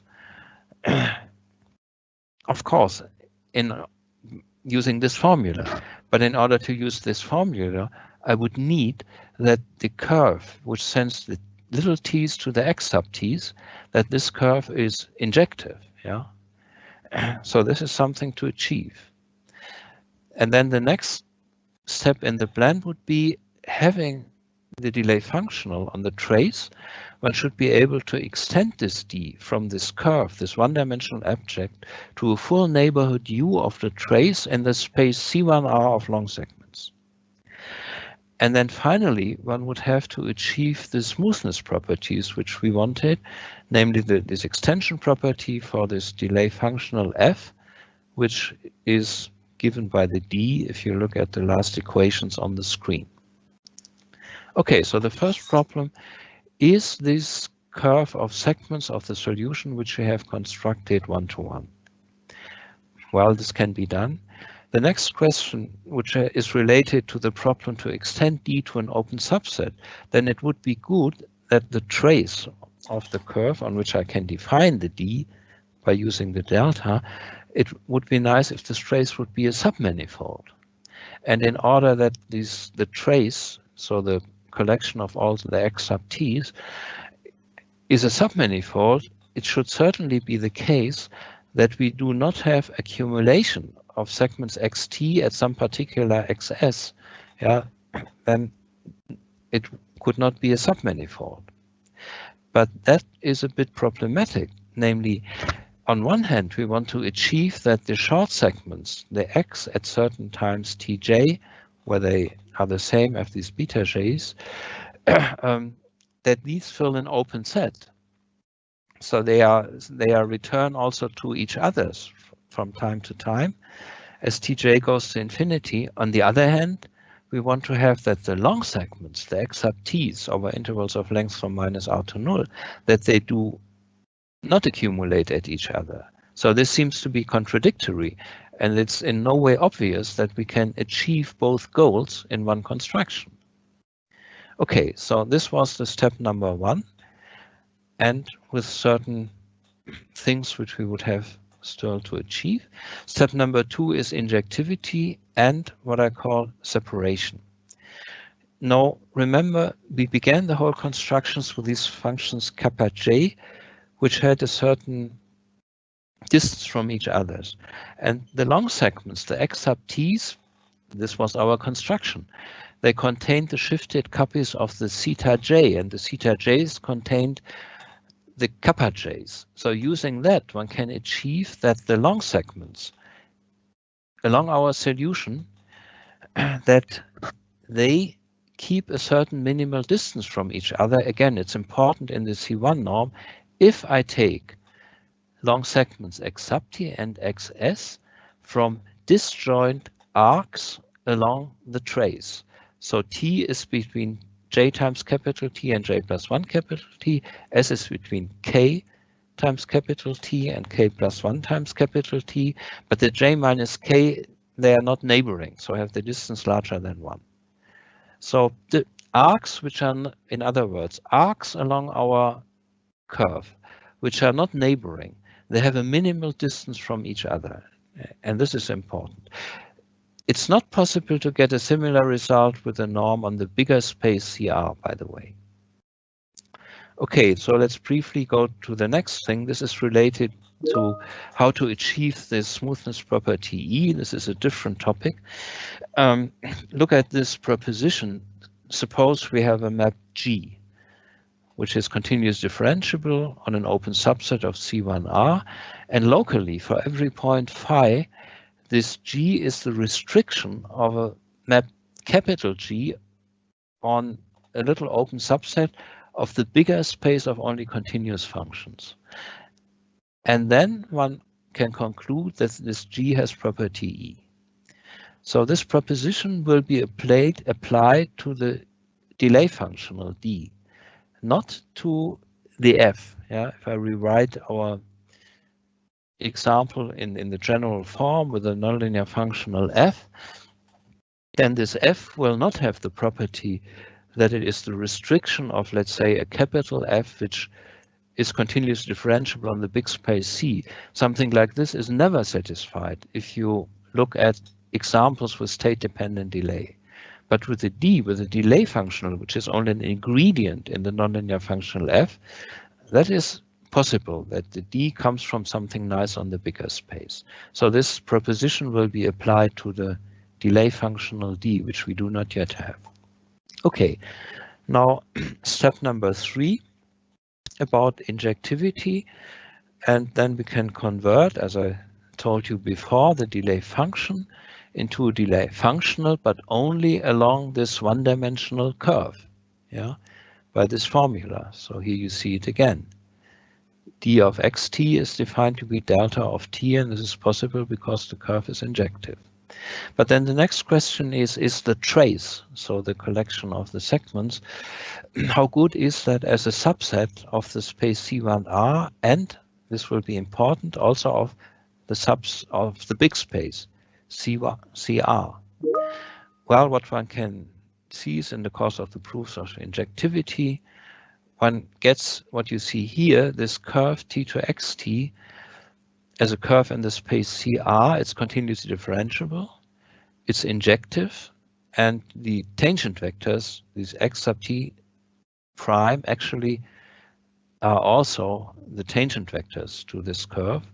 They are never zero, and from that one obtains, of course, that arcs, pieces of the trace between, for parameters t, between some non-negative numbers a and b, that they are in fact continuously differential submanifolds of the big space CR as we would like to have it, but we don't get that. And of course also that then this map, the curve, is a diffeomorphism from the interval to the curve. This is nice in the space CR. And from that we get, of course, that the D given by the formula in the third line above is continuously differentiable on these arcs, on these pieces of the trace. But what we do not get is that the whole trace is a submanifold of the space CR. Yeah, that we do not get. So it's a bit technically. So the next step is what may be called semi-locally into the big space CR. What means into the big space? We want to continue the D, which we only have on this trace, and we know on parts of on arcs of the trace it's nice, it's smooth. So what one has to do, and this is very technical, one constructs neighborhoods, U sub j, neighborhoods in the space CR of these arcs x capital J. So the little t runs between j times capital T and j plus 1 capital T, and continuous differential continuations of the D, which we in the beginning only have on the one-dimensional curve, to this open set uj in such a way, and this is quite technical to achieve this, that if I consider neighborhoods uj of neighboring arcs, xj and xj plus 1, that on the intersection of such neighboring arcs, these constructed extensions or continuations, that they are the same. But that does not exclude the possibility that on an intersection of uj with some uk, and k is not j plus 1 or j minus 1, that then these constructed continuations, that they differ from each other. In general, that will happen. Yeah, so we are not that far. But this is achieved in the next step, number 5, how to get the desired delay functional globally onto an open subset of the space C1R. And it is here where these separation results come into play. You see, I can reformulate them that the distance with respect to the C1 norm of arcs xj and xk, which are not neighboring, yeah, that they have the distance has a positive lower bound capital A. Yeah. So now I can do the following. I form neighborhoods n sub j in the space C1R of radius capital A over 2 of the arc x sub j along my solution. Yeah. Then by the separation result, I know that nj and nk have empty intersection if they are not neighboring, if j minus k is larger than 1 in modulus. Okay, but then I may define d of phi, our desired delay functional, by dj of phi on the intersection of uj with nj. This is still an open neighborhood of the arc xj, but only in the space C1R, yeah, because the nj is only in the space C1R. But now everything makes sense. Yeah. Now, because and this is automatically a continuously differentiable continuation D to the set U, which you see on the line next to the bottom. This is the union of all these UJs intersection with NJs, and they form an open neighborhood of the trace. And this is basically what we want. In the final step, one verifies the property E for the nonlinear functional f, which represents our differential equation. The proposition, as I told you, gives us, remember that D locally is the restriction of something on an open set in the space of only continuous functions, not globally, but locally. And this is where I can apply the proposition. And that means D has property E. And then that here it's repeated that the equation number 2 is just this general equation number 1 if I take this f. And then I can compute the derivative of f, and now knowing the extension property E for the delay functional D and having the formula for the derivatives df of phi, one can verify that also f has this extension property E. So this is finally how one gets done and achieves everything what one wants. Okay, so thank you very much. I have one last thing which I can show you, a few comments. One problem is left open. You could not see this from what I told you, namely the D which we constructed, which came from this delay function delta, is such that if I follow the delayed argument t minus d of xt along the constructed solution x, that this is not always increasing. It goes forward and backward. Yeah, after some times it moves forward again. Okay.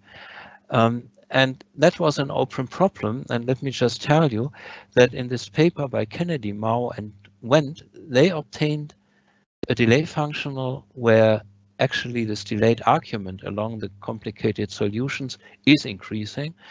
And the paper by them is not in the setting with the solution manifold. Well, meanwhile, I also have a result in the solution manifold where one gets complicated motion for a D where the delayed argument along the solutions is increasing, but one also has to pay a little bit about that. One do not get any longer density of short segments in an open subset of state space, but only in another set which is also large in a certain sense, infinite dimensional and so on. And then finally, almost finally, we always talked about density of the short segments, but what we are really interested in is the flow line, the curve of long segments. So what are the implications of the turbulent curve of short segments for the flow line in the space in XF C1R? Well, let me just say here that one can formulate this going to some quotient spaces and so on, and then you also get density of that flow line in an open subset of a certain infinite dimensional Banach space, I should say. Yeah? I have no time to go into details. So here, let me thank you for your attention very much. And okay, there's the big question. Could we get a delay functional with a turbulent flow line of long segments? This is wide open at present. So sorry for taking your time. Thank you for your attention in the end. Thank you, Professor Walter, for your interesting lecture. There are some questions. The first one, is it correct for such solutions, complicated motion, to pose the question of Lyapunov stability? I did not get the last word, so it was related to Lyapunov stability, right? Mm-hmm. Yes. Well, of course, these solutions they are unstable. Is that what really answers the question? I'm not so sure. Okay, there are also several questions in one. Calculate Lyapunov exponents. Is it correct for such solutions? Okay, no, sorry, then maybe I misunderstood about Lyapunov exponents. I don't know. I never tried to do something in order to find out something about Lyapunov exponents. I mean, that's another way to formulate results about chaotic motion using Lyapunov exponents, but I did not look into that. So that's also something which one might try to study. It's wide open. Maybe interesting. Okay, thank you. And also, next question. Can differential equations with delay have applications in the theory of semi-Markov processes with the delay in screen? Say in which what I didn't get the last word. Sorry. In which In theory? the theory of semi-Markov processes with delay in screen. Well, the point is the example which I constructed in these results, they are, I have to admit, completely artificial. Yeah. So I think I cannot say anything about applications at this point. It's only that the phenomenon that state-dependent delay alone, this is the message, that can produce chaotic motion, and chaotic motion which is not restricted or confined to a very small set in state space. That's all. Okay, thank you again for lecture and for answer questions. And now we have a break for lunch till 3 p.m. And I also want to remind that you need to use a new link for next 4 lectures. Thank you. So thank you very much from my side. Have a nice day. Thanks.